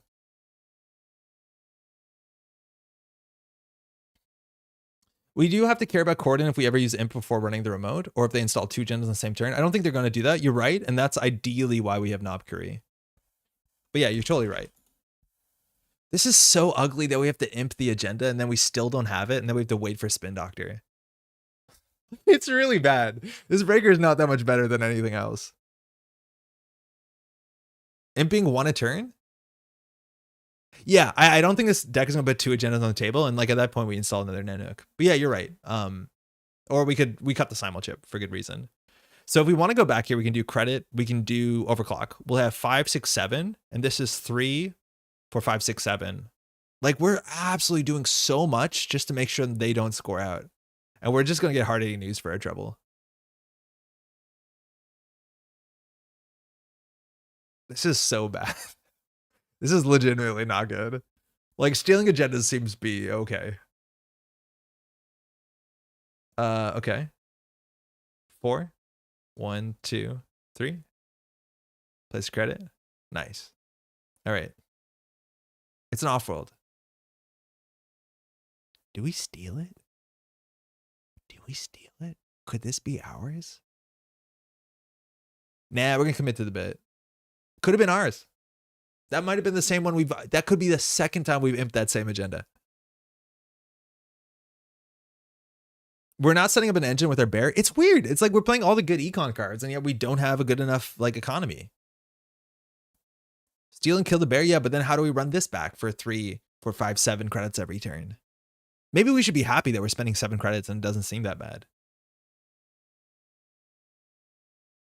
Oh, and now our imp is done. So we just have to hope that's not a crypto crash. Oh, it's so hard. They named event. Mind you, we can use this. I think we're just going to duck the crypto crash and hope it's the crypto crash, as like perverse as that sentence can sometimes sound. Actually, clicking for credit was worse. We could have drawn a card and threw out the Netrunner. There's also some chance that they do like seamless launch to score out the, what's it called? The tomorrow's headline, and then just wipe a Netrunner. So we want to make sure we don't get too greedy. Feels like Anarch at home, but it's, I'm not going to read that.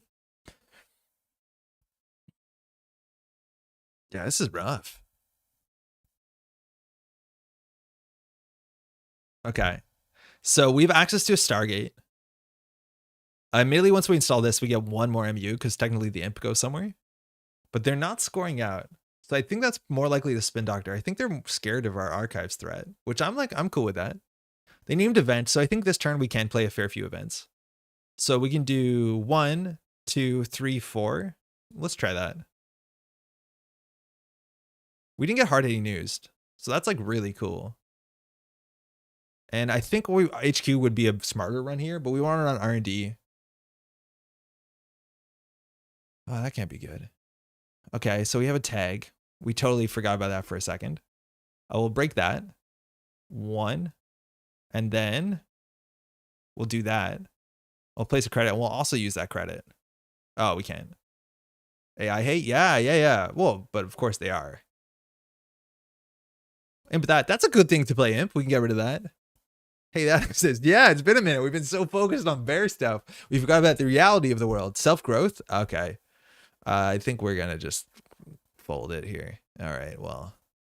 All right, we ran last click, and that cost us the game. Oh, they even trashed the daily cast. All right. Okay. Back game. Yeah, you just lose to that, don't you? Obviously, we shouldn't have ran last click into that. That was obviously really bad. Thanks for the game. So this seems to be the UK Nats deck. I feel like if we just had the stealth shaper rig and then we played imp, we'd be in a better spot. Hey, catch your end. Oh man, this is bad. It's like very obvious how bad Nanuq is, and I don't know what it would take to make it playable. I don't know. I think having SMU is definitely an important part. They use it for like 1 run and then like let it go. It's just so hard to spend 4 credits to let it go. Play it in kit. There's no reason to do that. Like in kit, you're way better off doing like, if you want to do anything kit like this, I think you can do Knob Curry Palongi and it's probably pretty okay. But like for kit, you have much more incentives just like play into the code gate thing well.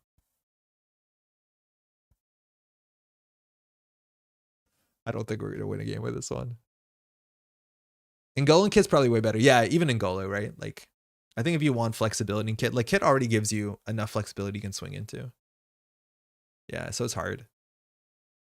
It's really hard. Man. I wonder if we, like, I think the mad dash into archives is like the play for sure.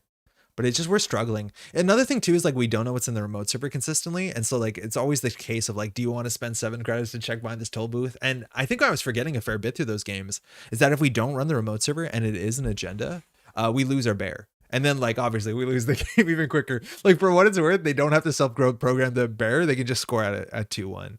So that's a problem. I wonder if the remove from game bear clause is like even necessary. I wonder how it looks like if it doesn't have it. Okay, cool. Op can be so many things. The Drago stuff is gone. This opening hand has Sure Gamble. Beth is okay. Diesel's okay.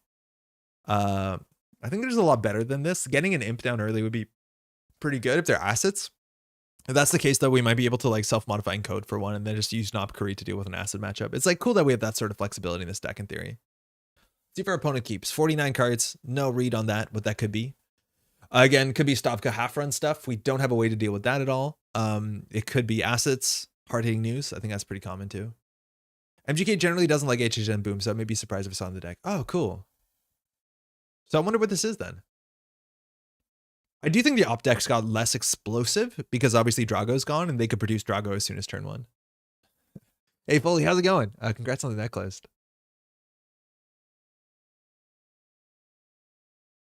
Saw 2 bears to deal with Stavka half run. 4 MU worth of bears is like just enough bears. I will keep it. I think we can do worse, but I do think we can do better.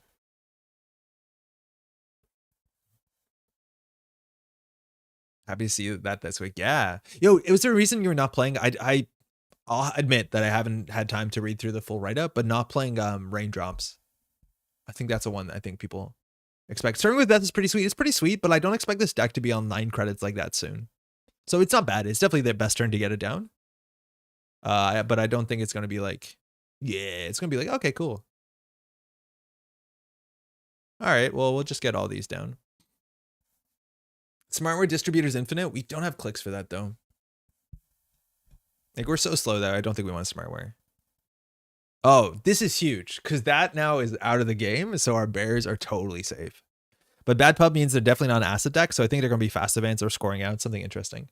It wasn't early versions with heavier events, but it was Slot's decision to make sure I had 3 from Enters 3 Liberated. I felt like draw with Hoshiko Nuka was good enough draw. Cool. Yeah, no, it's the card that you generally expect in the Banhart lists. I played the one game on stream and we ran into a Prana Condenser deck and yeah, I didn't get to show off a lot of it, I'll be honest. All right, so we just need to keep drawing through a deck. We got a credit from Beth. Sorry, we got a card draw from Beth? Yeah, we got this. So we just keep setting up. Amakuas might be good enough. Again, they could be running as much as like trebuchets in theory. It's kind of hard to read the op list. You're expecting envelopment border control at a minimum. We deal with border control relatively well with this. So what do we want to do from here?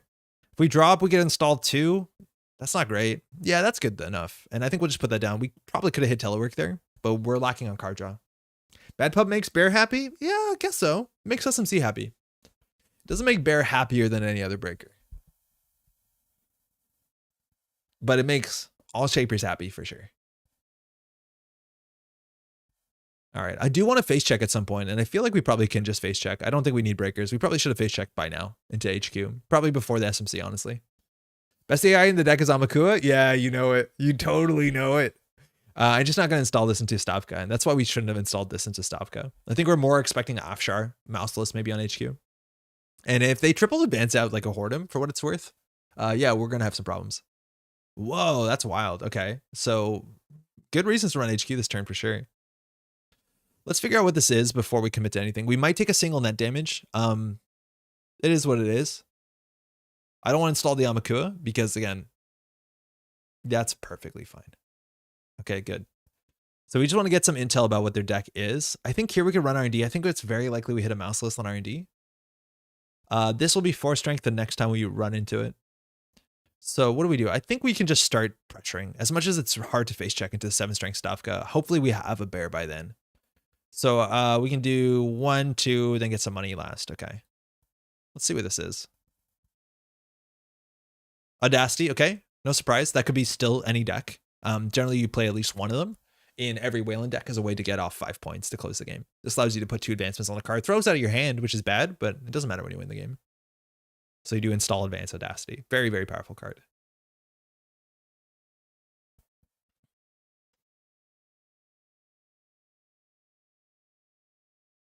Back when Woo was legal, I tried Woo DZ, MZ Bear, and it felt like a worse Mayfly. Yeah, no, I do think it's a worse Mayfly.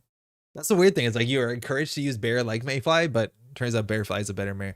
That is sick. Okay, now this doesn't really help them score out. It gives them points, but it means that we're actually like faster. That's a good top deck. But it means like we spin up a bit faster. Now Bear is actually a fair bit cheaper. Let's diesel into a Dirty Laundry. Okay, so I wanted to Nobkuri run Archives, get 2 on Almakua. Then I think we can do that, run HQ. Seems fine. This is once a turn. We probably could have done this a bit sooner, but now the Amakua is going to be a 3 virus counters. So next turn we can run HQ here. A bit worried about hard-hitting news, I'll be honest. So I'm just going to take the money instead. With the SMC kind of suggests we're on, what's it called? Misdirection. So they might not want to throw one here if they have it. If they have like 2 copies of, what's it called? Economic Warfare. But I think our intel said that they might not be on that. One downside to Turtles, we cannot run Archives to move credits to Mercur from Smoke. Why not? Oh, running Archives. Yes, sorry. I thought you meant in general. Yeah, running Archives we can't. You're totally right. All right, that might be a Spin Doctor, so we're not going to check it using our ability. This path has been really good. So we're going to get that down. We'll check server 3. If it's like a Sphi, we trash it for free. Spin Doctor, okay, cool. So now we have some good incentives to run HQ. So now we'll run Archives. They might purge out, admittedly. We're not too worried about that.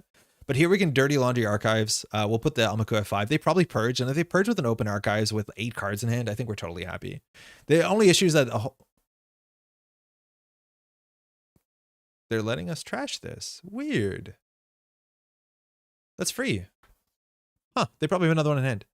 I was going to say, I forget what I was going to say. Oh yeah, that there's a big chance some op decks are just running Mavirus because it's a good card. So we have to make sure that we can crack the SMC in a panic if we need it.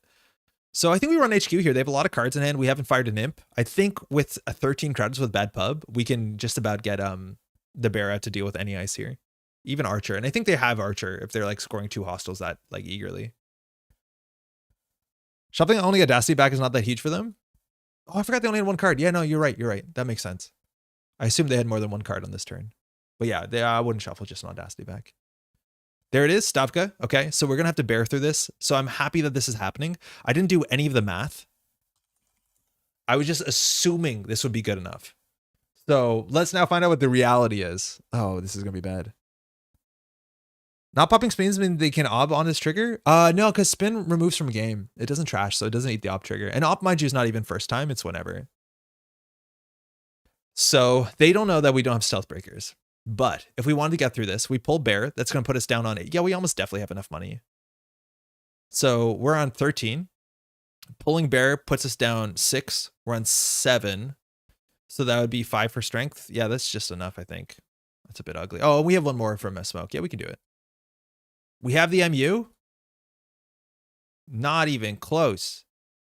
We can even get through the sandstone. Oh man, that's really funny that we actually can get through the sandstone. We shouldn't, but like we're invested into this run anyways.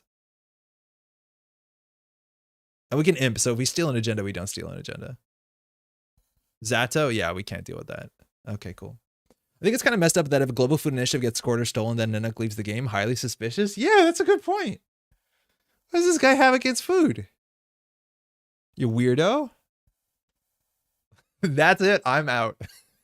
What do you mean they all get corn?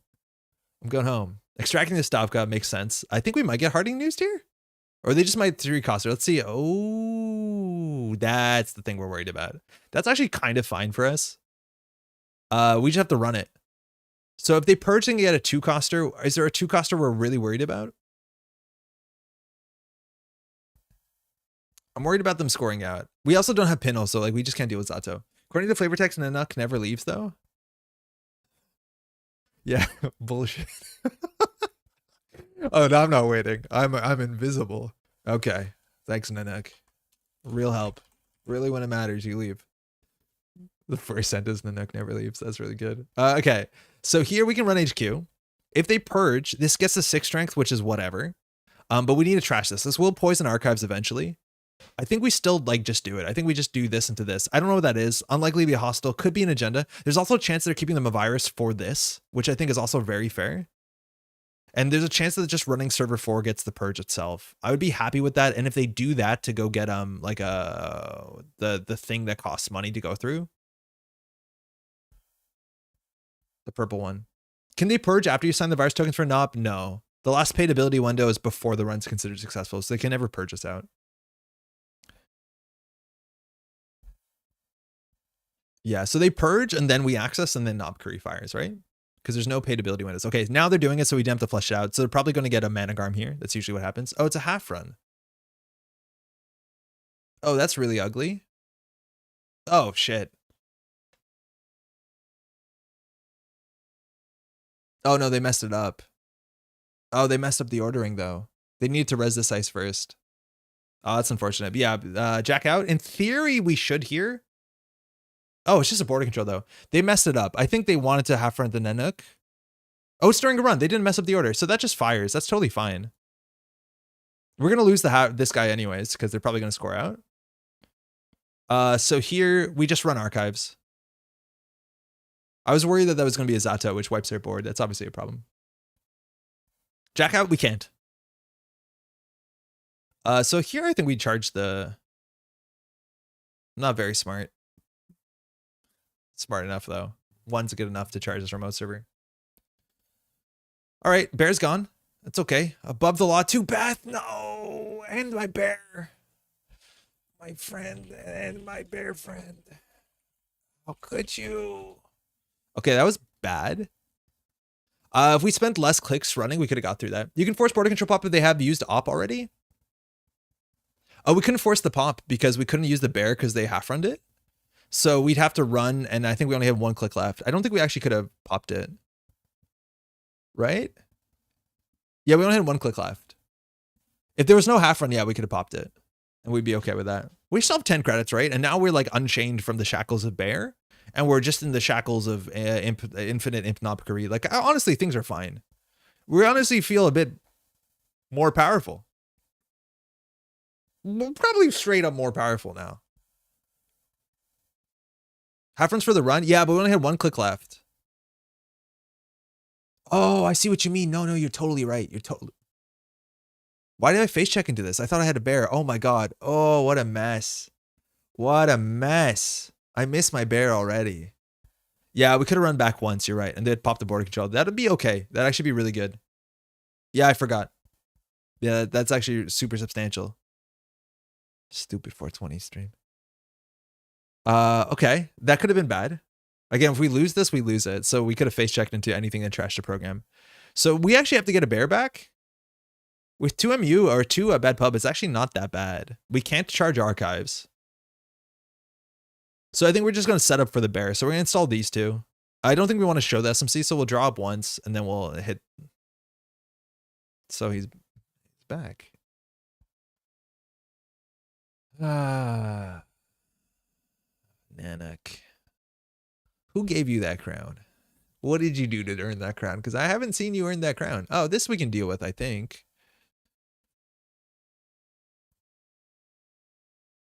Okay, this looks like we can't deal with it. Well, we probably can. In fact, we have to figure out how to deal with this immediately. So we install the Nanuq and we just run it.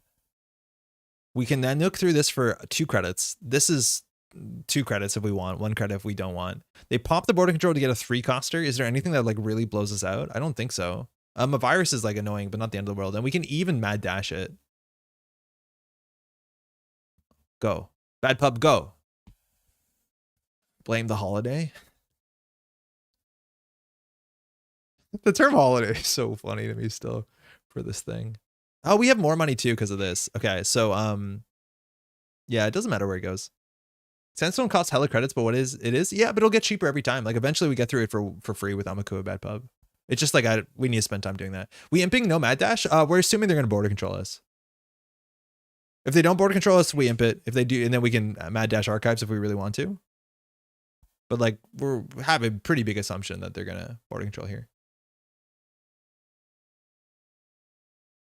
They might not once they see the Nanuq, because this is like not very taxing. I just can't imagine a 3-coster. Actually, sandstone, right? That's the only ugly one. So maybe. It costs. Are we gonna go through both of them? Yeah, I think we can afford to. I'd love to get this down, but again, it's just been so hard to get your cards together when you have to keep over installing your programs again and again.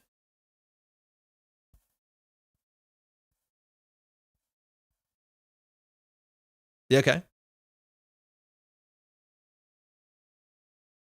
There's no choice. You pay 2 either way. No, we could let them have 2 credits.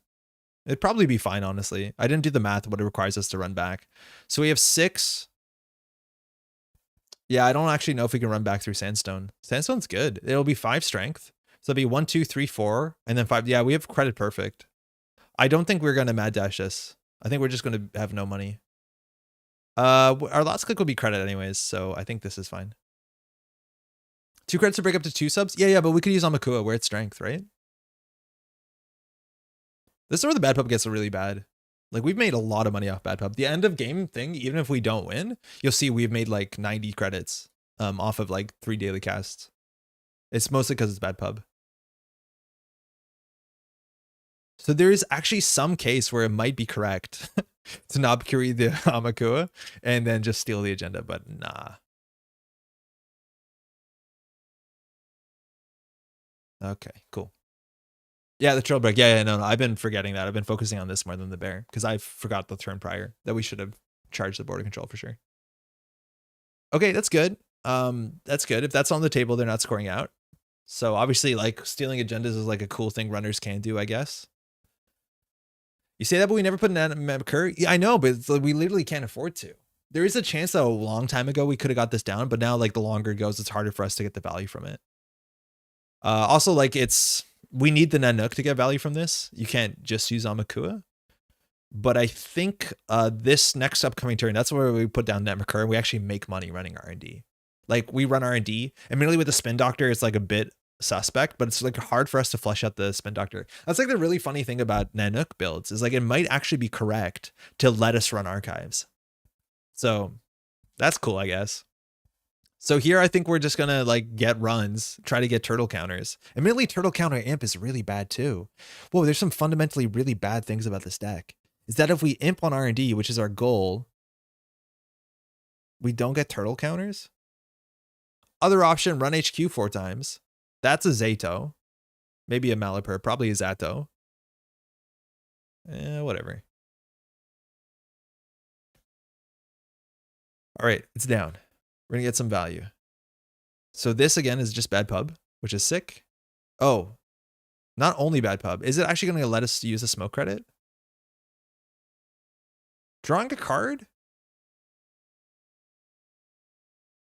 These are comparable. Yeah, drawing a card is important. That's nice.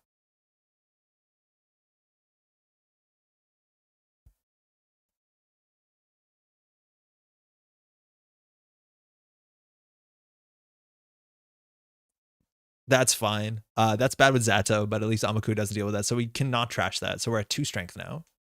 Oh, we get 1 on Makur first because Makur is every run.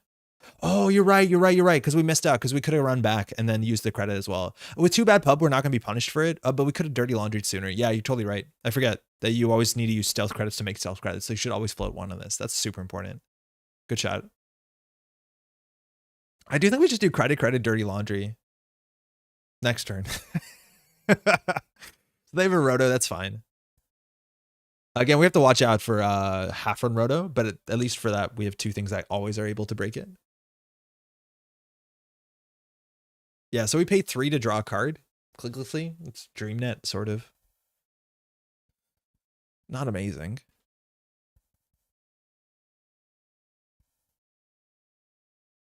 Yeah, server 4 also could be among buyers. I think there's a good reason to play 2 or 3 of them. So that's also another thing we have to play around. So we just need raw money to Nanuq through the remote server. But like, for what it's worth, we're not observing it. There's a chance the opponent is like quite frightened that the fact that Nanuq can get through everything. Again, barring Zato, we're not on pinhole for reasons, but maybe we light the fire it. That'd be kind of cool. Actually, playing a light the fire would be sick. Getting 1 on the table does mean the spin doctor play is much harder to do. As much as a border control will mess that up. But it deals with like, it does deal with, what's it called? Managarm. It deals with Mavirus. It deals with Spin Doctor, deals with Zato. Like, it is a really good matchup, I think, for the Light the Fire. Not that we can tutor it, but we'll find one copy maybe, sort of, sometimes. Now, the issue is if they find the last hostile, and some of these decks are only on 2,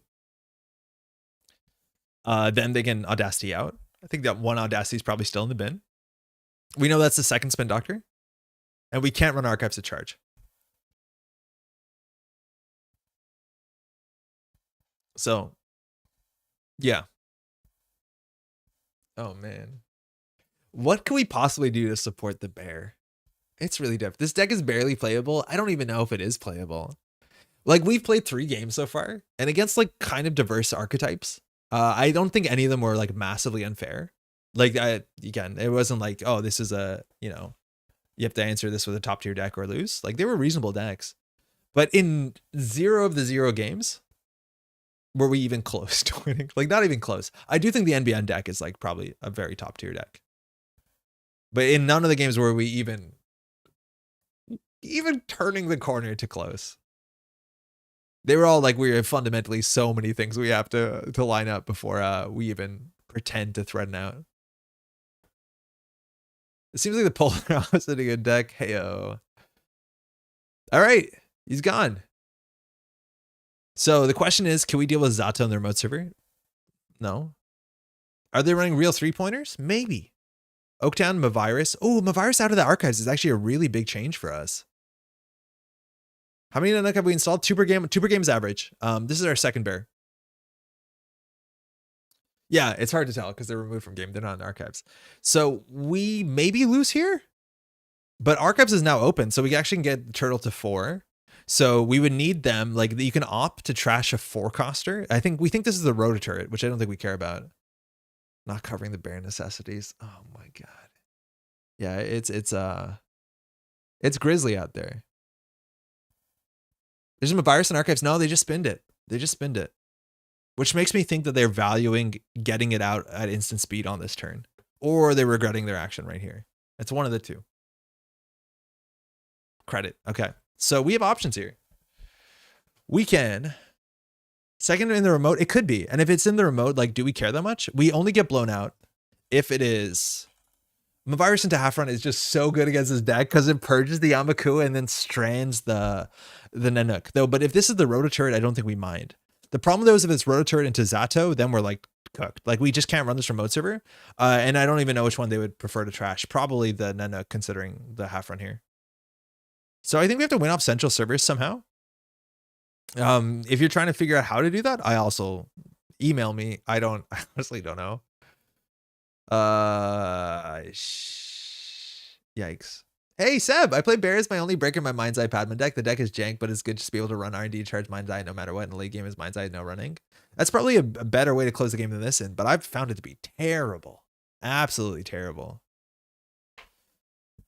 We can't run it. Rototurn into Zato, we lose the game. So let's try and get some accesses. We'll get some card draw. Actually, we'll credit this up first. We've learned. We won't use all our bad pub. It doesn't matter which one we use here. But now we have option to spend less. So we'll do that to place the credit. And then we'll end the run using our own money. We have SMC into Stargate. Yeah, but we can't afford it. After this we can. Virus counter. On the turtle. Imp is good. So Hoshiko, we'll trash that. Fortunately, turtle doesn't grow. Just use the bad pub. Thanks for asking though. So if we SMC into Stargate, it's something. We have 2 MU, so that actually, yeah, but like, yeah, it's the only way we control the narrative of this game, as much as like they shuffle a fair bit so they can break lock. But I do think it's the only way we can get our teeth in here.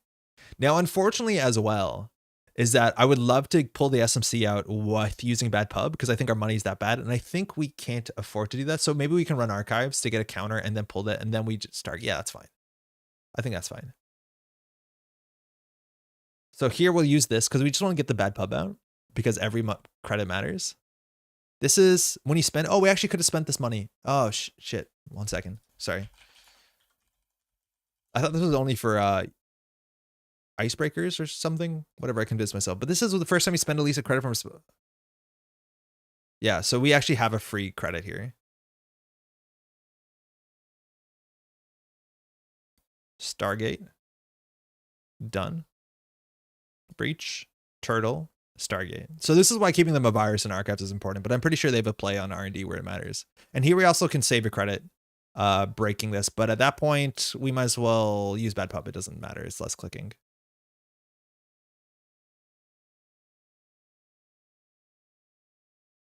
Craft MSMD during run because you get a third bad pub from Occur. Yeah, during run, excuse me. Yes. Atlas, Sandstone, Oaktown. Okay, so we want to get the one off the top. So we know it's Sandstone into Oaktown. And if we find another agenda, we get Mad Dash. So they have a Sandstone in hand. We think it's Zata, Rototurret, unknown. Sandstone into Atlas. Sorry, into Oaktown. We need to get enough. Oh, sorry, I'm blocking a Stargate. We need to get so much pressure off of R&D here. And I do think they're in a hard place to prevent off of R&D. Like the Zato decks are really good at building a remote server, but really bad at centrals in theory, besides the half run stuff. And we've seen one half run so far. Again, we're not in pinhole. We could be. We're not drawing Light the Fire. We could be. MGK has a good fork here.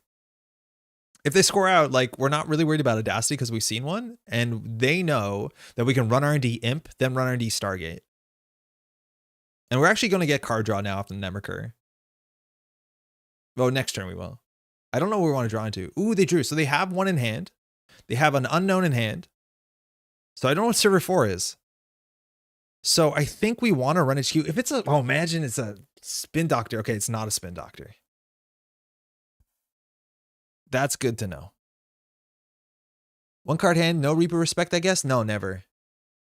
But you're right, we should. I'd be surprised, though. Like, technically, we should play around also Anemone, which I think is more likely than Reaper. So I think we want to go HQ to try and hit the Atlas or get some information, because all we know is Sandstone. So I'm going to run HQ first. Because if we imp an agenda, then Stargate an agenda, we win on Mad Dash. I think that's actually a way out. We would have died, I think, if they had, how much is Anemone to res? 3? So there's no 4-cost trashable mid-run, so I don't think we actually have to respect it. Oh, this is 5 strength? Shit. Okay, we're spending money. 4? It's not that bad. We will place a credit. Draw first? I don't know if we really need to draw into anything. If anything, we could draw in clicklessly with Nemercur, but I think it's unlikely that they have snare and they can't surprise us with anything. If anything, we could like have clicks to play around. In theory, they could pull a Managarm, hit the Atlas. We'd rather have it on the Amaku, I think. Roto, don't want to imp that. Okay, so we run HQ again. That's free. In theory, we should use the Nemercur.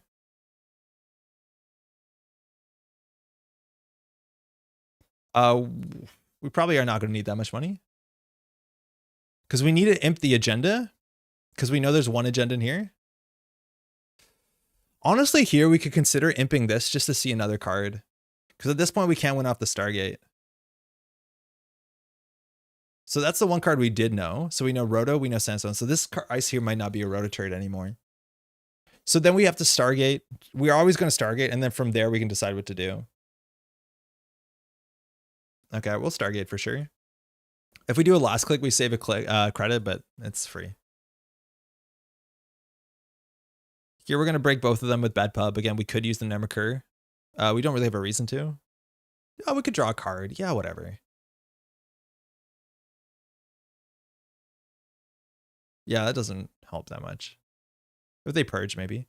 Border control, hedge fund, Rashida. So we don't want the border control because that's a way they can get an Anemone. That's good. So it's Rashida into hedge fund. So we just run HQ once more here. And then we imp whatever we see. We're going to use this. In theory, it's better.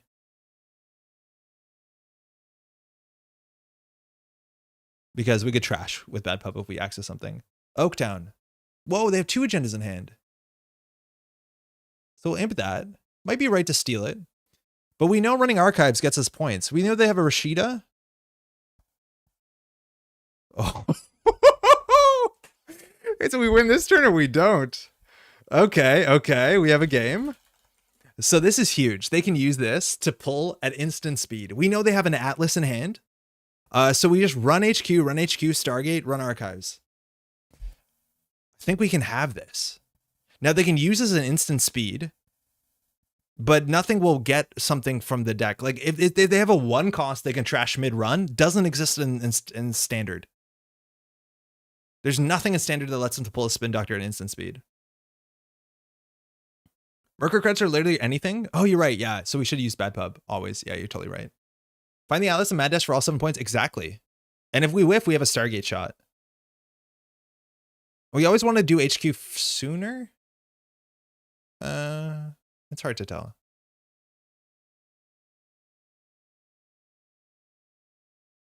We have nothing to draw into because we have no multi-axis. Did we trash the Atlas and they drew in Oaktown? No, I think it was the opposite, but that's a good thing to double check. Atlas, Oaktown, we trashed the Atlas.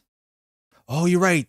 We trashed the Atlas, so we don't actually know they have one in hand. Oh, huge. Yeah. Okay, so there's probably nothing in here. It's a roto turret. Okay, so that changes our play. So we're gonna run R&D like a normal run, Imp, then Stargate, then run archives. Yeah, huge. I would have messed that up really bad. That's the sort of thing that's easier to mess up on this than in person.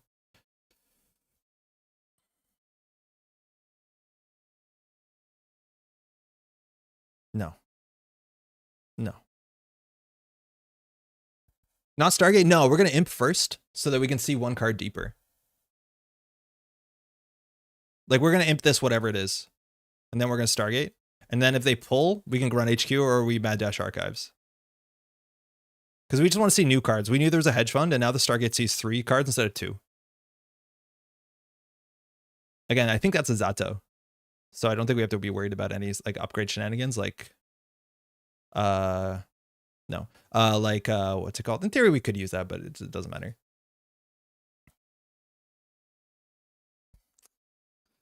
Oh, that's bad.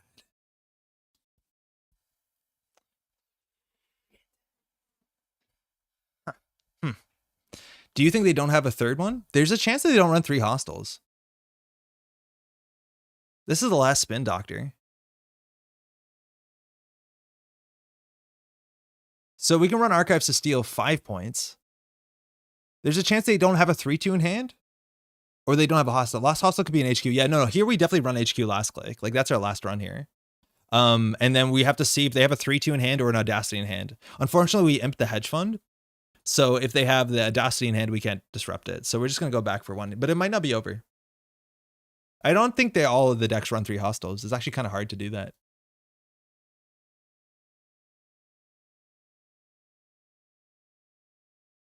Yeah, we're going to run HQ for sure. Yeah. So we know Roto Turret, we know Sandstone, and a Rashida.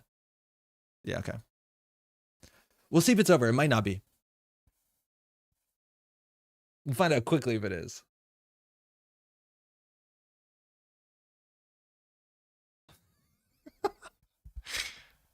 Outfit's the one that should run 3 hostiles. Yeah, a lot of them don't because it's hard to run 3 hostiles and get to an even amount of points. Because they don't generally, sometimes they run food. What happened to the Oaktown they drew? Oh, we imped it. It's in the bin. This is the Oaktown they drew, and this is, so we saw on the deck it was like Atlas, Agenda, Oaktown. We imped, or we trashed. Get out! Wait. Oh, they had a 3rd hostile. GG. Did you have an Agenda in hand? You see 105 credits. That's the Bad Pub. Oh my God. They had an Agenda in hand for how long? Oh. We got robbed. Oh, so unlucky. 3 turns. See how many cards we saw from HQ? We saw like 6 or 7 different accesses. Oh, that's wild. We had the Mad Dash to win off archives. Can't believe. Oh, damn. I had to get just a bit not unlucky there. GG. Dang. Oh, we could have had it. Okay, I don't feel too bad about that one. I think that one we had a chance. We did have some slight misplays, I think pretty reasonable ones that but even when we were hunting HQ for the mythical agenda we invented, there was an agenda in there. Hey, thanks, you too. Yeah, that was the closest one so far. That one was technically winnable, but like, was the bear the important part there? No, we should have just ran real stealth breakers. Very, very sad bear. That road turret though, yeah, we saw that one a lot. Optical, how's it going? We saw that roto turret a heck of a lot. I'm pretty sure there's another roto here and then a Zato, because this deck loves roto turret for obvious reasons. And again, we can't run the remote server, but it didn't largely matter that much. I do think the one turn that we could have re-ran back and like challenged the when the server was half run into border control, I think that actually would have been reasonable. It obviously would have an impact on our economy, but at this point, I don't even know what we need to draw into. Oh yeah, we have deep dives, or sorry, into the depths. Excuse me. Those would have been like fine. Honestly, there's no target for them, but it's just like free money. But like, imagine we didn't get too bad publicity. How much money we got off that? Like, oh, we don't have money to do this. Sad bear. Okay, that's that. At least we tried, Nanuq. I feel okay about that. Okay, I think that's gonna be it. Thanks so much for joining. I'll be there on Saturday again. I've been a bit dour about maybe the standard meta competitive. Bless you, Manny. So we'll see how that goes on Saturday. If you're there Saturday, come say hi. Love to see you. I'll be playing again. I don't know if we're gonna do well, but we're definitely gonna play there. I just gotta keep my expectations where they are. Good games, good stream. Thank you. It was a bit of a mess, honestly. But yeah, Bear needs to go deep diving. Bear needs to go into the depths of my binder. How do I delete a deck? Anyways, thanks so much for hanging out. If you're watching the VOD, hopefully you're doing well. Hopefully you're staying warm. It's cold again. It's weird. Thanks for streaming. Hey, cheers. I think that's it. Yeah. Hopefully you're doing well. Hopefully you had a good time. Oh, we wanted to shout that Null Signal Games. There was another link I said that we would shout out. But if you're just tuning in now and you want to watch more Netrunner, Null Signal Games, their YouTube, they've been uploading their VODs really quickly after. So if you want to watch the AMT, it's all here. So if you want to watch the accelerated meta test, you can find it here. It's been uploaded within a week, which is so sick that you should subscribe to this channel. And I'm not subscribed because I don't watch YouTube on the Metropole Grid. I have my own, but yeah, you should subscribe and then you'll see this stuff, which is great. That's all. Take care of yourselves. We'll be back in a week.